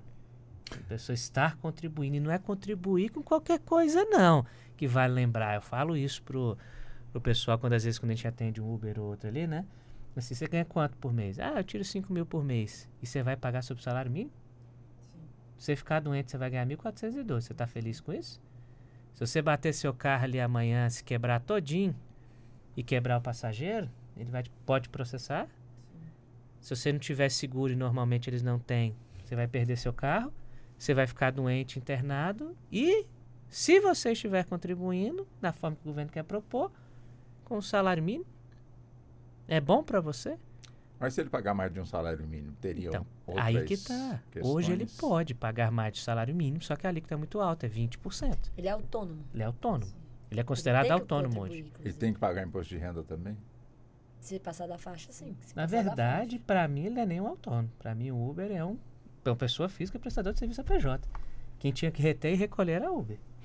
Só que a Uber alega que ela só é um aplicativo. Mas, É. mas esse fato que se deu lá na Austrália, quer dizer, uma notícia recente, onde lá cerca de 8 mil taxistas ingressaram na justiça, o processo correu e a própria Uber, de acordo com as informações internacionais, as notícias internacionais, não temos base aqui ainda na área do judiciário local ou daquele país, mas pelo menos as notícias chegam dando conta de que a própria Uber chamou para um acordo e ofertou então 190 milhões de euros, aproximadamente 900 milhões de reais para esse grupo de 8 mil taxistas para resolver, portanto, aí a questão. Quer dizer, é uma questão trabalhista e onde é que eu quero chegar? Quer dizer, as novas tecnologias estão desempregando, ou seja, surgindo novas profissões, mas muito aquém da quantidade que se tinha, portanto, com determinadas áreas de trabalho. Quer dizer, isso também, de alguma forma, se não for visto, corrigido, não pode comprometer também a Previdência, que de alguma forma depende de quem está trabalhando para poder, de certa forma, honrar o compromisso com quem se aposentou. Como é que a senhora vê esse aspecto também, doutora Amanda? Muitos pontos. Vamos lá. Inicialmente, quanto à decisão da Austrália, superficialmente o que sei que são taxistas entrando com ação coletiva, pedindo indenização porque a renda média deles caiu exponencialmente depois que a Uber começou a atuar no país.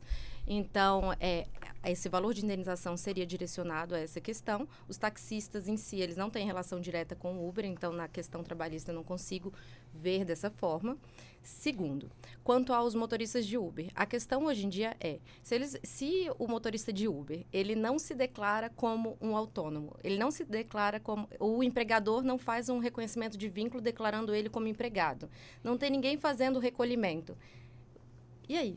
Como é que fica a Previdência que precisa de dinheiro também?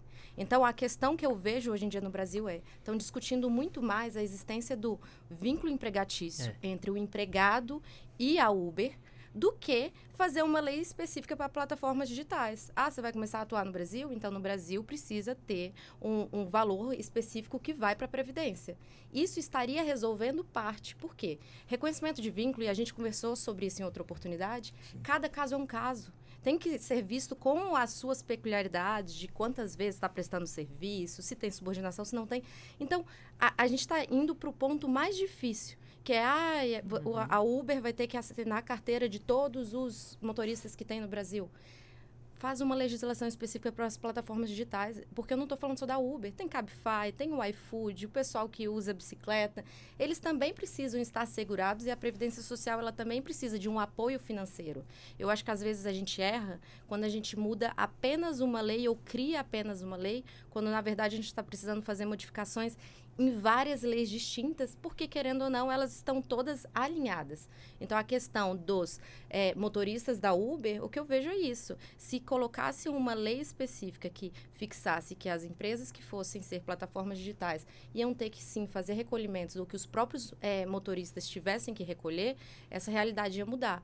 Porque, hoje em dia, o que bate no tribunal é que as plataformas digitais dizem que elas não são empregadoras, elas são um aplicativo que apenas fazem a conexão entre quem quer a prestação de um serviço e quem pode prestar esse serviço. Então, a gente está discutindo algo que não é o que realmente é importante. Doutora, e para a senhora, doutora, como é que a senhora vê esse aspecto também? Eu também entendo, tenho um entendimento semelhante à da doutora, que necessitaria porque enquanto há essa discussão, o motorista de Uber está desprotegido. Se ele sofrer um acidente hoje, ele não vai poder trabalhar para alimentar sua família. Então, deveria regulamentar antes dessa questão do vínculo trabalhista, sim, essa questão do recolhimento previdenciário, assim, para dar uma garantia mínima ao motorista de Uber, porque senão, com o passar do tempo, esse motorista vai ter acesso a outra política, a política de assistência, por exemplo. Se ele não contribuir agora, ele vai entrar na política de assistência, que o Estado vai ter que arcar com essa despesa também, né? Então, eu vejo que necessitaria urgentemente, né, que já está tendo a discussão no Congresso, já está tendo projeto de lei, diálogos com os trabalhadores por aplicativo, diálogo com o governo, com a empresa, para entrar num consenso para resolver essa questão. Doutora Thaís. Na verdade, Sim. tecnicamente, já está regulado. Já tá tudo Por quê? Porque é o seguinte, gente. Na verdade, é o seguinte. Pode ser melhorado. Eu concordo com as doutoras que pode ser melhorado. Mas qualquer pessoa no Brasil trabalhou, recebeu renda, é segurado obrigatório, tem que contribuir para a Previdência.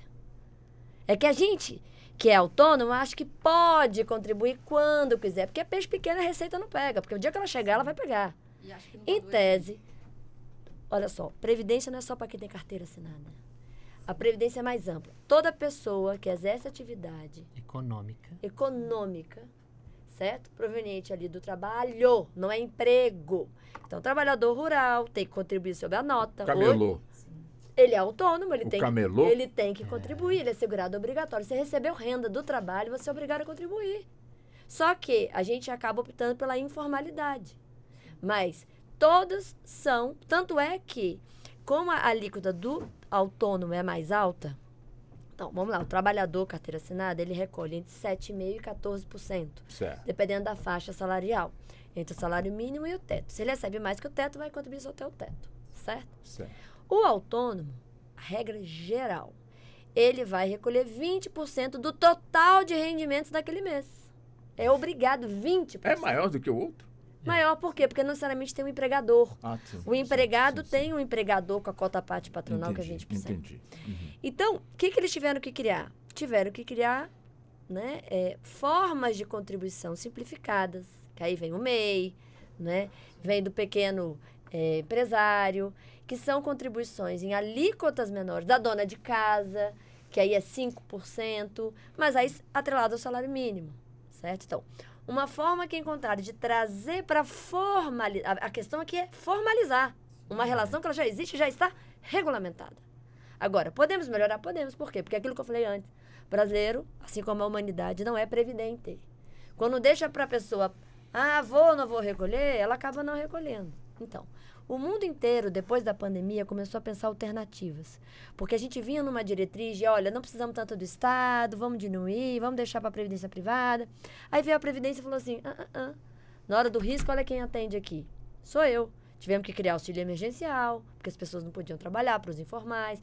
Tivemos que pagar a pensão por morte, auxílio doença. Tivemos que ajudar as empresas, não foi? Então, temos que pensar. Então, hoje já está regulamentado. Pode ser melhorado? Pode ser melhorado. Alguns países estão pensando em criações como, toda vez que você vai numa plataforma e compra um produto, já vai um pedacinho ali para uma conta social daqueles trabalhadores de plataforma. Então, nós temos que modernizar a legislação. Reformar tem que ser para modernizar e não só para reduzir direitos. Nós temos que pensar meios e modos de trazer ali novas contribuições. É o que eu falo no meu último capítulo do meu livro, que é o futuro da Seguridade Social. Hoje, o principal pilar contributivo tradicional que a gente tem, que é a folha, está cada vez menor. Por quê? As pessoas estão conseguindo ter salários baixos, os que têm salário alto estão virando PJ, e aí como PJ elas deviam contribuir sobre tudo, mas elas estão contribuindo sobre o salário mínimo, e lá na frente o patamar protetivo vai ser só daquilo que contribuiu.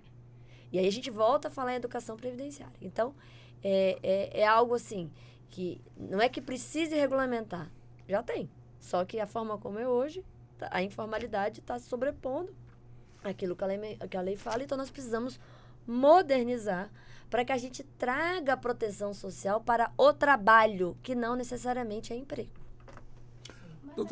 Mas a questão Doutora da Ana. obrigação da empresa por aplicativo, ela não recolhe pelo trabalhador. Por exemplo, ele presta o serviço para a pessoa e eles não recolhem o 11% do Não recolhe indivíduo. nada. Não. Então, não gera...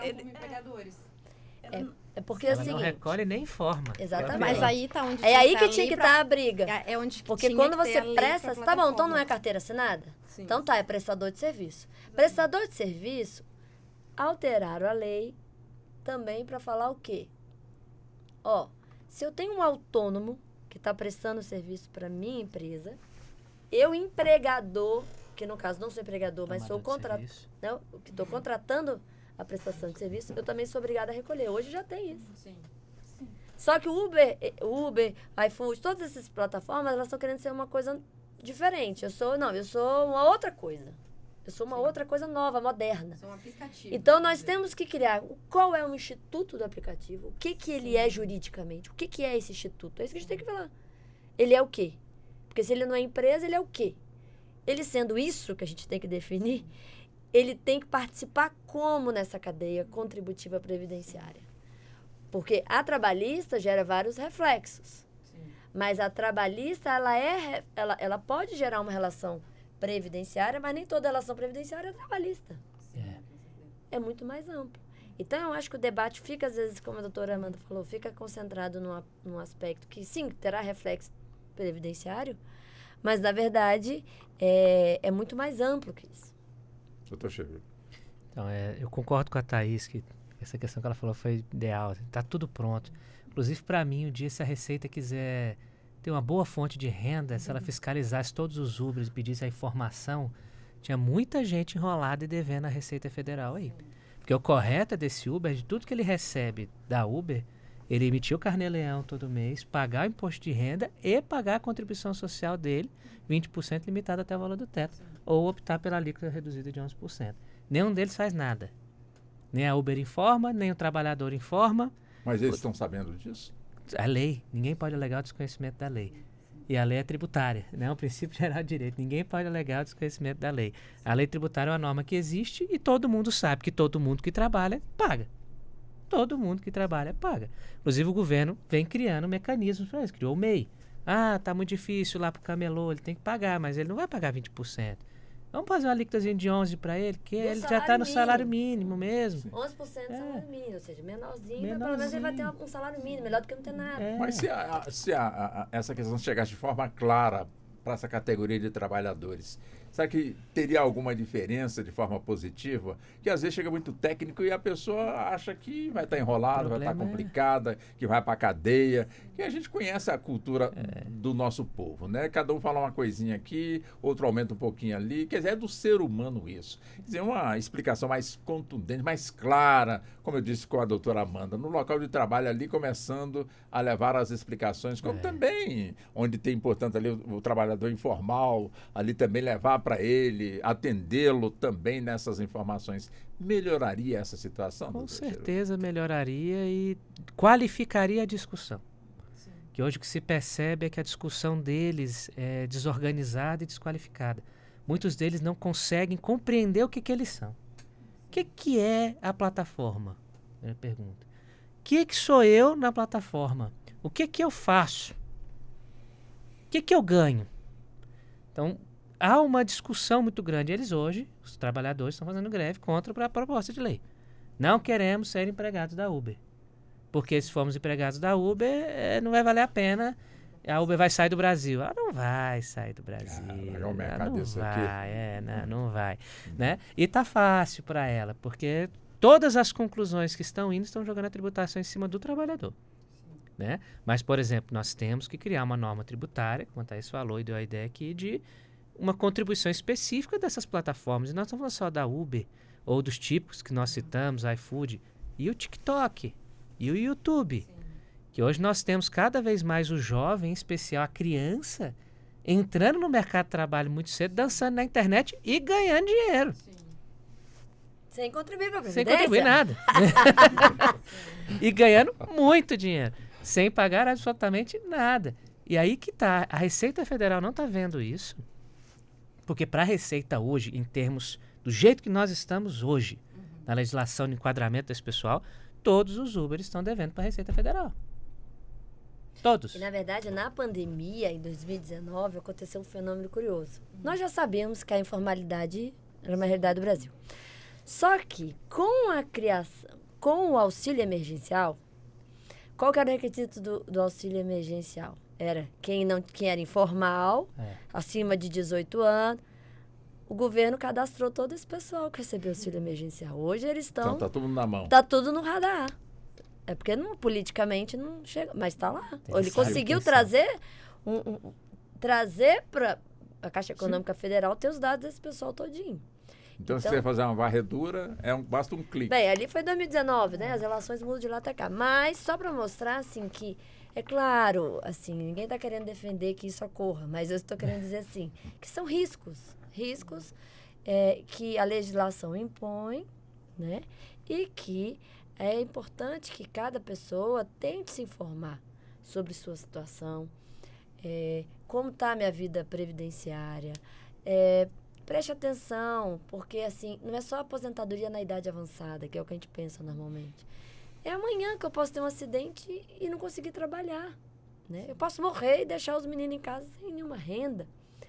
Então, precisamos realmente trabalhar para uma cultura previdente. E é claro que, como a educação previdenciária demora, nós temos que criar mecanismos e institutos, né? E instituições capazes de forma organizada, gestão compartilhada, conseguir aí a gente trazer esse minimamente algum patamar contributivo para que a gente possa ter minimamente um patamar protetivo, né? Enquanto isso, nós estamos ali. E aí, quando eu não trago para a formalidade, o Estado está livre? Não, vai cair na assistência social.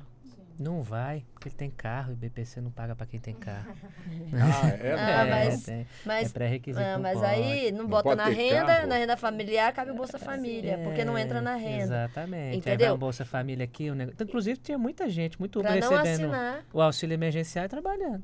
Mas 2 pontos que eu acho relevantes é que o primeiro, eu acho que a cultura da nossa sociedade ela é muito mais de ter medo da punição do que parar para pensar no benefício do seu ato no presente. E eu acho que isso é algo que tinha que ser trabalhado, sim, na parte da educação da nossa sociedade. Porque se você fala, olha, você vai ter que fazer a contribuição, senão você vai ser preso, ele vai contribuir.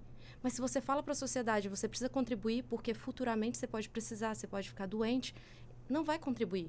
Então, é uma questão muito cultural também da nossa sociedade.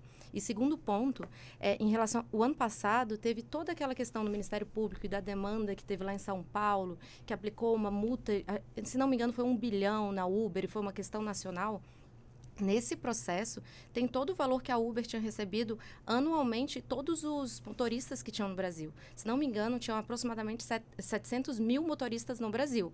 A grande questão é, quando você chega e aplica uma penalidade dessa, de R$1 bilhão, você está afastando quem está aqui para ajudar também. Porque, como a gente disse, se tivesse tudo regularizado, que a Uber ia ter que fazer também uma parte de recolhimentos para a Previdência, perfeito.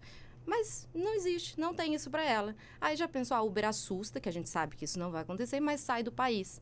Existe uma relevância hoje em dia desse trabalho informal para as pessoas também, porque isso é a renda extra que eles estão fazendo. Exatamente. Então, a grande questão não é ser tão extremista com as partes, mas a gente tentar encontrar, que é o que todo mundo tenta, um equilíbrio, só que a gente vai errando com uma lei aqui, outra ali, até a gente acertar. E aí, daqui a pouco, a sociedade muda de novo. E a gente precisa o quê?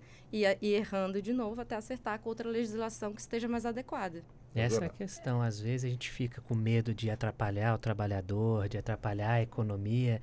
E assim, a empresa não quer vir para o Brasil. É claro que ela quer, né? Já demonstrou isso várias vezes. O Brasil é uma mina de ouro para a empresa, porque a nossa tributação não é tão alta quanto a tributação europeia. A carga tributária total da europeia é muito maior. E nós continuamos achando assim, não, tem que diminuir, eu tenho que ficar aqui, fazer o possível para a empresa vir trabalhar no Brasil. Nós temos que inverter essa lógica de você tem que ter o prazer de vir para cá e aqui tem regra. Sim. Hoje, qual que é a regra? Nós temos uma regra. Alguém está seguindo essa regra? Não. Então, assim, a Uber, ela vai ser punida? Não, com certeza ela não vai ser obrigada a contratar ninguém como empregador. E eu também acho que não deve Deixa ser. eu defender também os empresários. O problema do Brasil é a insegurança jurídica gigante também. Sim. Porque cada hora é uma regra, cada hora é um jeito, o judiciário cada hora é um jeito. Também não é difícil, Mas também aí ser você vê empresário isso. aqui, porque é muito O inseguro. empresário pequeno, a Receita Federal está lá. Cadê isso? A declaração? Cadê aí? Quem que você está pagando dinheiro? Você emitiu as declarações? Como é que está isso, a relação com o trabalho? Estão fazendo isso do outro lado? Porque não é possível que a Receita Federal não saiba quanto que a Uber arrecada e para quem que a Uber paga. Ó, a dica tá aí no processo de São Paulo do ano passado, tudo lá. Não é possível. E sabendo disso, ninguém fez nada ainda? Mas você concorda que a questão, então, está na fiscalização? Sim. Porque A culpa não é da Uber. Vou modificar. A Uber, ela tá Não. dando uma de brasileiro. Ela tá Exatamente. aproveitando o gostinho, o Exatamente. jeitinho, enquanto pode. Exatamente. É só isso que ela tá fazendo. Ela tá aproveitando da nossa contracultura. Sim. Agora, a culpa principal disso é do Estado, que não fiscaliza, que não acompanha, que não tributa. Porque se tributasse, eu não estou defendendo aqui que a Receita vai e começa a cobrar todos os Uber o passivo, porque existe um passivo que tem que ser regulamentado. Sim. Não estou defendendo isso. Isso tem que, inclusive, ser objeto de uma discussão. E aí eu vou falar, tem que investir em servidores públicos Sim. para fazer fiscalização. Porque a gente que advoga para muitos É. servidores públicos tem visto um sucateamento, cada vez menos funcionários para poder fiscalizar. E aqui tem que ser servidor público, tem que ser imparcial. Né? Então, assim, tem certos gastos, vou dizer entre aspas, Sim, é despesas, verdade. que são investimento. Ou seja, Exatamente. se eu investir, como tem sido feito na Receita, hoje a Receita ela tem, né, cada vez mais a parte tecnológica, amarrando, né? E ela já tem um sistema As de contas já cruzamento estão de dados. Exatamente, tem que fazer isso nos auditores do trabalho, Sim. tem que fazer, porque, na verdade, assim, hoje a gente tem uma alta acidentalidade do trabalho, então, assim, é preventivo, né? Preventivo é muito, sempre sai mais barato o preventivo. É melhor nós seguirmos assim do que continuar, aplicar a lei primeiro. Doutora Ana. Sim, eu também concordo. O Estado é omisso em relação à questão da fiscalização dos tributos, né? Dessas grandes empresas, startups, né? De aplicativos também. Mas a fiscalização também, não tem como colocar só a culpa no Estado, porque, enfim, eles sabem da legislação brasileira, mas também o Estado não tem a estrutura necessária. É um ciclo, né? Não há resposta simples para questões muito complexas. Então, tem todo um ciclo de problemas para ser resolvido, aumento de servidores para fiscalizar, porque o auditor fiscal, assim, eu acho que o percentual que tem não é o suficiente para fiscalização de empresas e, enfim, precisa aumentar a fiscalização mesmo. Acredito que é um dos caminhos a ser seguido. Deixa eu voltar nessa questão da pensão por morte. Eu tenho que amarrar essa ponta ainda. Quer dizer, essa pensão por morte, doutoras e também doutor, ela só alcança aquele trabalhador de carteira assinada? Ou seja, o funcionário público também está enquadrado nessa mesma norma? Ou seja, o professor aqui no Distrito Federal aposenta levando, portanto, os seus salários. Se vier, portanto, a óbito, quer dizer, a viúva ou o viúvo passa a ter também desse servidor 60% ou 100%. Como é que essa regra é diferente para os trabalhadores que são chamados de carteira assinada? Vamos lá. A gente tem 2 regimes básicos obrigatórios, que é o regime geral de previdência social, que é isso que a gente está conversando até agora, trabalhadores da iniciativa privada. O pessoal de carteira assinada. E autônomo, e rural, e Pronto, doméstico, pronto. que trabalhou, Certo. regime geral. Regime geral. E a União, estados e alguns municípios podem ter os regimes próprios.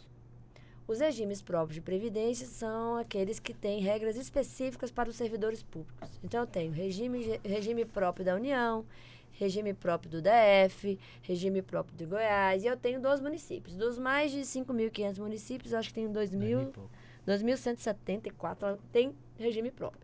Se um servidor é de um município que não tenha regime próprio, ele cai no regime geral. Então, ele é residual, certo? Certo. Pronto. Então, pensão por morte para servidor, depende. Se ele é um servidor público federal, a regra é igual ao regime geral.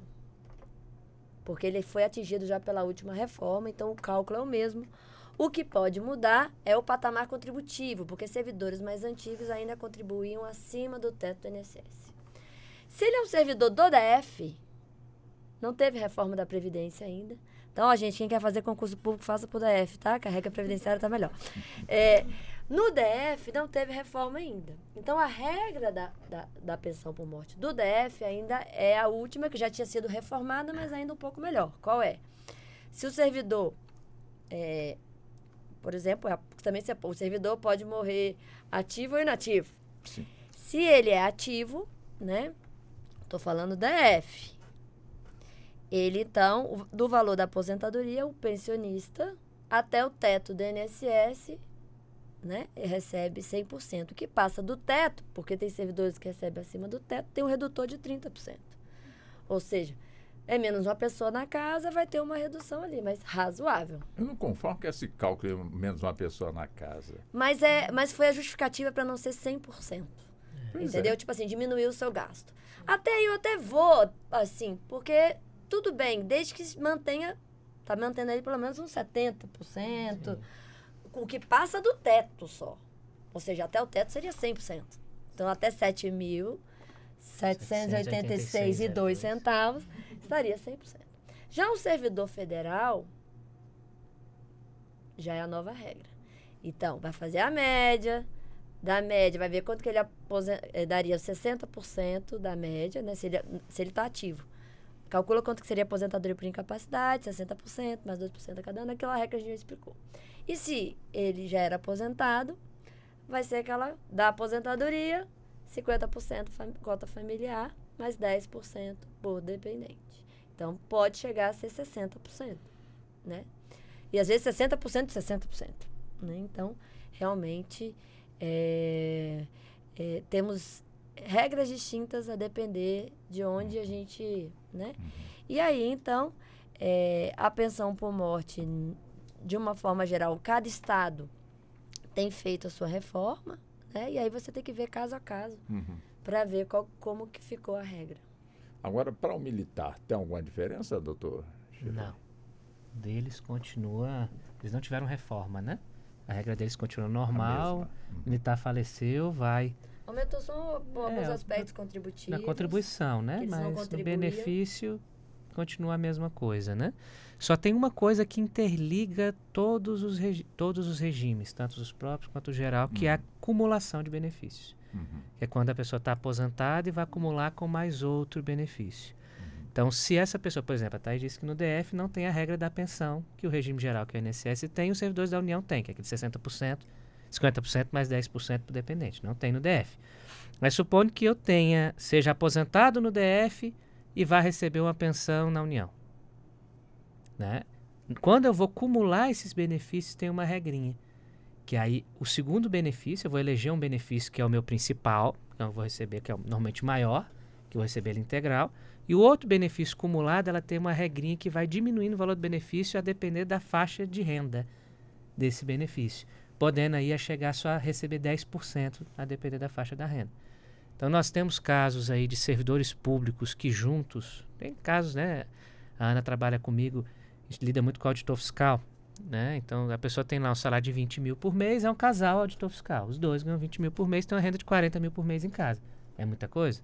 É muita coisa, estou dando exemplo.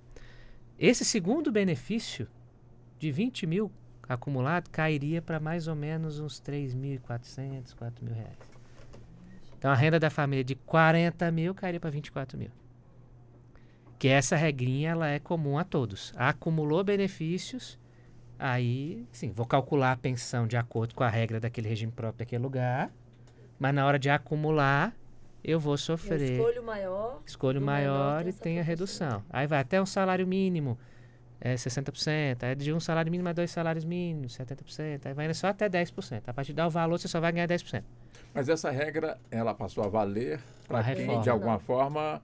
Quem morreu depois de 2019. Quem morreu depois de 2019. Então, quem não... Aliás, quem morreu... O fato gerador é o óbito. Então não tem regra de transição. Quem morreu, morreu. Quem Regra não morreu, nova. nova regra.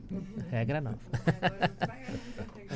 Regra nova. Vamos fazer o seguinte, o assunto realmente é gostoso, né? É bom que um assunto vai puxando o outro e o sentido é justamente levar ao esclarecimento, fomentar debate também junto à população, né? Daqui a pouco o pessoal, ao invés de estar falando do Flamengo, né? Esse time que costuma ser campeão, né, doutora Thaís? Vamos falar de previdência social. Não, mas quando você for falar de time, você sabia que os times de futebol profissionais, eles têm que contribuir para a Previdência? Todo jogo. 5% da patrocínio. 5% da arrecadação do que eles recebem de bilheteria, patrocínio, tudo tem que ir para a Previdência Eu pensava Social. que eles tinham que pagar só a previdência do atleta. Não, eles optaram, em vez de ser a cota parte patronal, na folha, Entendi. ser nos eventos. Perfeito. Vamos fazer o seguinte, o nosso tempo está caminhando já para fechar. Vamos aqui com uns 3 minutos para as considerações finais, doutora Ana. Fique à vontade, comece com a senhora para que possamos então avançar aí. E a senhora deixar já, inclusive, pautas para que possamos então voltar numa primeira oportunidade e continuar avançando nesse tema que não se esgota. Realmente é um tema bem extenso, complexo, tem vários processos dentro de um próprio tema enfim, muita capilaridade. E é muito enriquecedor, né, esse tipo de debate, esse tipo de espaço, assim, aqui a rádio possibilita esse tipo de debate para que chegue, né, à população um debate mais qualificado, uma publicidade dessas informações que muitas pessoas não têm, né, e acabam, às vezes, se prejudicando, né, não tendo acesso a determinados tipos de direito por mero desconhecimento. E é um espaço realmente enriquecedor, né, para todos. Tanto para a gente, que a gente aprende muito também nesse tipo de debate, quanto para a população. Então, eu gostaria de agradecer a todos pela participação e gostaria de voltar mais aqui para que a gente Você está faça convidada, doutora. esse tipo de discussão. Doutora Amanda também, fique à vontade também nos 3 minutos, por favor, para as considerações finais. Já agradecendo também as presenças da senhora conosco aqui no estúdio. Obrigada. Agradeço a aula, foi excelente. Muitos pontos relevantes a gente tratou aqui. Ao invés de fazer apenas os agradecimentos, eu quero só finalizar com uma questão que é bem interessante, que a gente não trouxe, que é a questão da ausência de recolhimento do INSS pelo empregador, porque muito segurado chega lá, tem o benefício dele negado, e ele acha o quê? Nossa, agora eu não tenho o que fazer, o meu empregador não fez meu recolhimento, a Previdência Social não vai me ajudar. E a obrigação dos recolhimentos do INSS não é do empregado. O INSS tem que ir lá e precisa fiscalizar se o empregador está fazendo o recolhimento ou não. Então, você empregado, que eu vou deixar é a dica, se você empregado, você trabalhou sim, com todos os requisitos de vínculo empregatício, não teve a carteira assinada ou não teve o recolhimento do seu INSS, não se preocupe, vá atrás de um advogado para você poder procurar os seus direitos, porque a Previdência Social tem que te ajudar também. Falamos aqui da relevância de todo mundo ajudar a Previdência, mas nesse ponto a Previdência ela precisa sim te ajudar e não pode se negar. E se caso administrativamente ela negue, judicialmente você pode, possivelmente, dependendo de cada caso, ser acolhido pela Previdência Social. Então, meus agradecimentos a todos e eu deixo essa dica de final. Ótimo. Obrigada. Doutor Diego, também vamos para os 3 minutos e para as considerações finais. Eu agradeço, Walter, e o pessoal da TV e Rádio Justiça pelo convite. É sempre um prazer estar aqui com vocês, discutindo pautas tão relevantes que são raras nos meios de comunicação. O senhor relevou muito a história do empregador tinha que comunicar, tinha que informar mais. Será que isso não melhoraria? Com certeza melhoraria, mas tenho certeza que vocês aqui na Rádio TV Justiça têm feito o papel de vocês, têm feito a parte de vocês. Quiçá um dia vocês tomem o lugar das grandes, né? Só falta ter uma novela, Deus me livre, né? Talvez que novela previdenciária. Credo, vai ser só terror. Vai ser só terror. Com o pessoal das plataformas, assim, não entendam mal, né? Quando eu digo a questão da tributação, é norma, é a lei que está aí.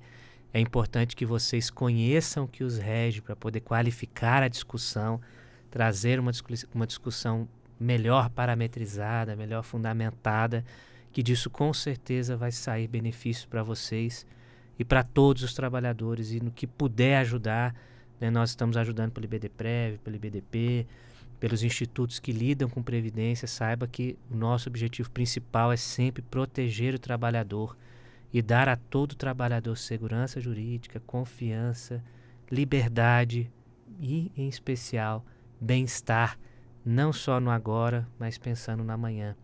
Pensem no amanhã, todos. Pensem no amanhã, porque, infelizmente, a gente só começa a pensar quando é muito tarde. Quando a gente já está cansado, quando a gente já está doente. Planejem a vida previdenciária de vocês e é isso. Que Deus os abençoe. A educação previdenciária que não temos, né, doutor? Exatamente. Que a educação que nós não temos e busquem orientação. O INSS está aí para isso. Os regimes próprios também têm seus órgãos de orientação. Se ainda não está suficiente, procure um especialista na área, um real especialista, tomando cuidado para também não cair em outras fraudes, em outros golpes, porque isso acontece no mercado. Então, tomem muito cuidado, mas cuidem da vida de vocês, porque cuidando da vida de vocês, vocês cuidam da família e cuidam da sociedade. Nós somos todos um. Muito obrigado, estamos aqui sempre à disposição. Com a senhora, doutora Thaís, os 3 minutos para as considerações finais. Agradecer novamente o convite para estar aqui. Também cumprimentar, dizer que foi uma honra, uma alegria estar aqui com a doutora Ana, a doutora Amanda, o doutor Diego, discutindo esses temas tão relevantes. Previdência, a gente deixar que a gente fica dias, meses falando, né? Porque tem a mosquinha, ela pica a gente fica tudo apaixonado. Mas é uma área realmente que a gente lida com questões fundamentais, né, da humanidade. E eu também gostaria de finalizar deixando também algumas dicas, né? Eu acho que a gente falou que, já que estou muito filosófica, vou finalizar sendo bem pragmática. Mas eu elogiei a senhora, bem doutora. Prática. Né? Então, assim, o que acontece com Previdência? A gente só deixa para ver na hora que a situação acontece, né? Então, quando eu estou chegando na idade avançada, ou quando eu tive um acidente, e às vezes você pode se surpreender. Chegar no INSS e não constar determinados vínculos, não constar determinadas contribuições. Então, o INSS, pra gente não falar só mal dele, tem que falar também coisas positivas. Eles investiram muito numa modernização. Hoje existe o Meu INSS, que é um aplicativo que as pessoas podem baixar no celular ou entrar no site, certo? Pelo Gov também. E ali, verifique acompanhe o seu registro, que é o seu CNIS, Cadastro Nacional de Informações Sociais. Né? Então, criar esse hábito de verificar se as contribuições estão sendo cadastradas, se as do passado foram, né? Manter a documentação em ordem. A gente que advoga na área, né, a gente muitas vezes fica muito triste porque a pessoa tem o direito, mas ela não tem como provar. E aí são relações jurídicas muito antigas. E aí pegou fogo na casa, ou não tem mais documento, a empresa sumiu, como é que faz, né? Então, manter documento em ordem, acompanhar registro no INSS, né? Contribuir regularmente para a Previdência, nunca ficar mais de 12 meses sem contribuir para não perder a qualidade de segurado. Isso é uma coisa importante. Isso é para os autônomos. Todos. Qualquer um. Todos. Tá. Tem algumas exceções, mas essa é a regra geral. Né? Buscar se informar, né, do que a Previdência te garante. Hoje a gente tem internet, a gente entra na internet para ver tanta coisa. Né? Que tal a gente entrar também para ter uma ideia? Fazer um planejamento financeiro, né? Hoje, gente, minha renda é tanto, minha esposa tanto, a nossa renda familiar é tanto. A gente gasta com tanto, né? Como que a gente pode pensar ali em riscos, situações que podem acontecer? Faça um planejamento previdenciário, né? Projete ali, tenha noção das regras, quando você vai alcançar tais requisitos, ou se eventualmente acontecer uma situação súbita, como seria a realidade da sua família, né? E busca orientação profissional mesmo, né? Nós temos também a Defensoria Pública, que tem lá profissionais muito capacitados, que dão essa orientação. A própria Previdência Social, ela tem a obrigação, os servidores, de orientar em relação aos benefícios, né? Então, buscar ali ser previdente. Eu acho que a palavra é essa. Então, nós temos que ter um Estado previdente, que previne riscos, e temos que ter uma população previdente. Então, sair do risco de perder para o risco de ganhar. Foi filosófica agora, hein? Gente, eu já estou inspirada. Então é isso, pessoal. Fique com Deus. Obrigada aí por tudo. A senhora falou no Código Previdenciário Nacional. A senhora falou ano passado. O que seria esse código? Nós temos mais uns 2 minutinhos aqui, se as senhoras nos permitem, né? Doutora Thaís, mais 2 minutinhos aqui para falar sobre eu o tenho Código fomentado essa ideia, né, entre os colegas e também institutos e associações e também no Congresso, da gente fazer esse trabalho. Vai ser hercúleo, vai demorar, mas eu acho que vai ser uma contribuição para o país. Que é exatamente pegar essa legislação, que é uma coxa de retalhos, que é toda hora emendada, remendada, e a gente dá uma sistematização, uma organização em relação a como a população vai contribuir, depois quais são os benefícios que tem direito, se for servidor, se for autônomo, se for... Vamos sistematizar isso e fazer os cálculos atuariais que não foram feitos na época da reforma, né? Identificar, modernizar a legislação para a gente conseguir taxar robôs, porque hoje os trabalhos estão sendo substituídos por máquinas, e aí aquela pessoa que estava contribuindo, ela não vai contribuir, Previdência, perdi aquela arrecadação. Vamos falar do trabalho transnacional, aquele brasileiro que está morando no Japão e está trabalhando para uma empresa alemã, onde é que ele vai contribuir, aonde, quando, por quê? O INSS tem vários acordos internacionais, será que a gente está conseguindo tributar e também proteger, né? Proteger o trabalho e não só o emprego, né? Então, o trabalho informal, como a gente pode modernizar essa tributação para que as pessoas possam fazer parte. Aquelas pessoas que estão na assistência social, como eu posso fazer um trabalho de capacitação, recapacitação profissional para trazê-las para o mercado de trabalho. Porque existem áreas que estão tendo falta de profissionais. Mas falta estudo, falta capacitação. Então, falar de previdência nunca é fácil por isso, porque envolve ali são várias políticas públicas em conjunto para a gente conseguir chegar num resultado. Qual é o resultado que a gente quer? Bem-estar. Garantir um bem-estar para a população, para que ninguém passe fome, para que ninguém passe ali um estado de necessidade, quanto mais precisa, que é na hora da doença, que é na hora da morte de um ente querido, né? Ou na idade avançada. Depois que você já trabalhou tanto, contribuiu tanto para o país, que você poderia ali ter um momento de vida, né? Mais tranquilo. E a realidade hoje é que muitas pessoas não conseguem ir para os aposentos. Se aposentar é ir para os aposentos. Ela tem que continuar a trabalhar, porque ela não consegue, porque o valor da aposentadoria é muito baixo, porque ela contribuiu muito baixo, foi o que ela conseguiu, né? Então, a ideia do Código Previdenciário é a gente realmente trazer um discurso de um debate de qualidade com profissionais aí da área da medicina, do trabalho, né, juristas, trazer o Congresso para esse debate, para a gente conseguir chegar ali, talvez, na legislação mais avançada do mundo aí, porque nós temos base constitucional para isso. Nós temos um sistema de seguridade social, a Constituição já deu aqui, ó, faça aqui, ó, certo? A gente só tem que organizar a legislação, que ela foi desconfigurada ao longo dos anos. Doutora Thaís, é sempre um prazer tê-la aqui nos nossos estúdios. Muito obrigado pela atenção.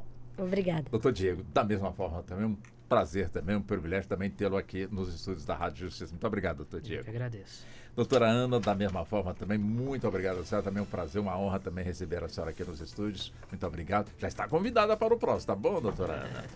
Doutora Amanda, também da mesma forma, muito obrigado também. Também um prazer, um privilégio também receber a senhora mais uma vez aqui nos nossos estúdios. Muito obrigado.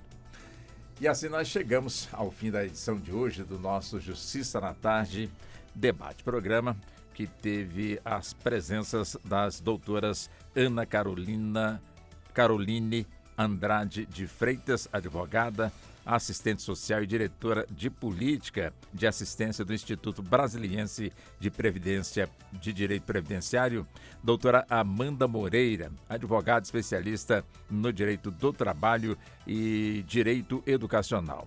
Ela que é pós-graduada em direito do trabalho e também no novo Código de Processo Civil.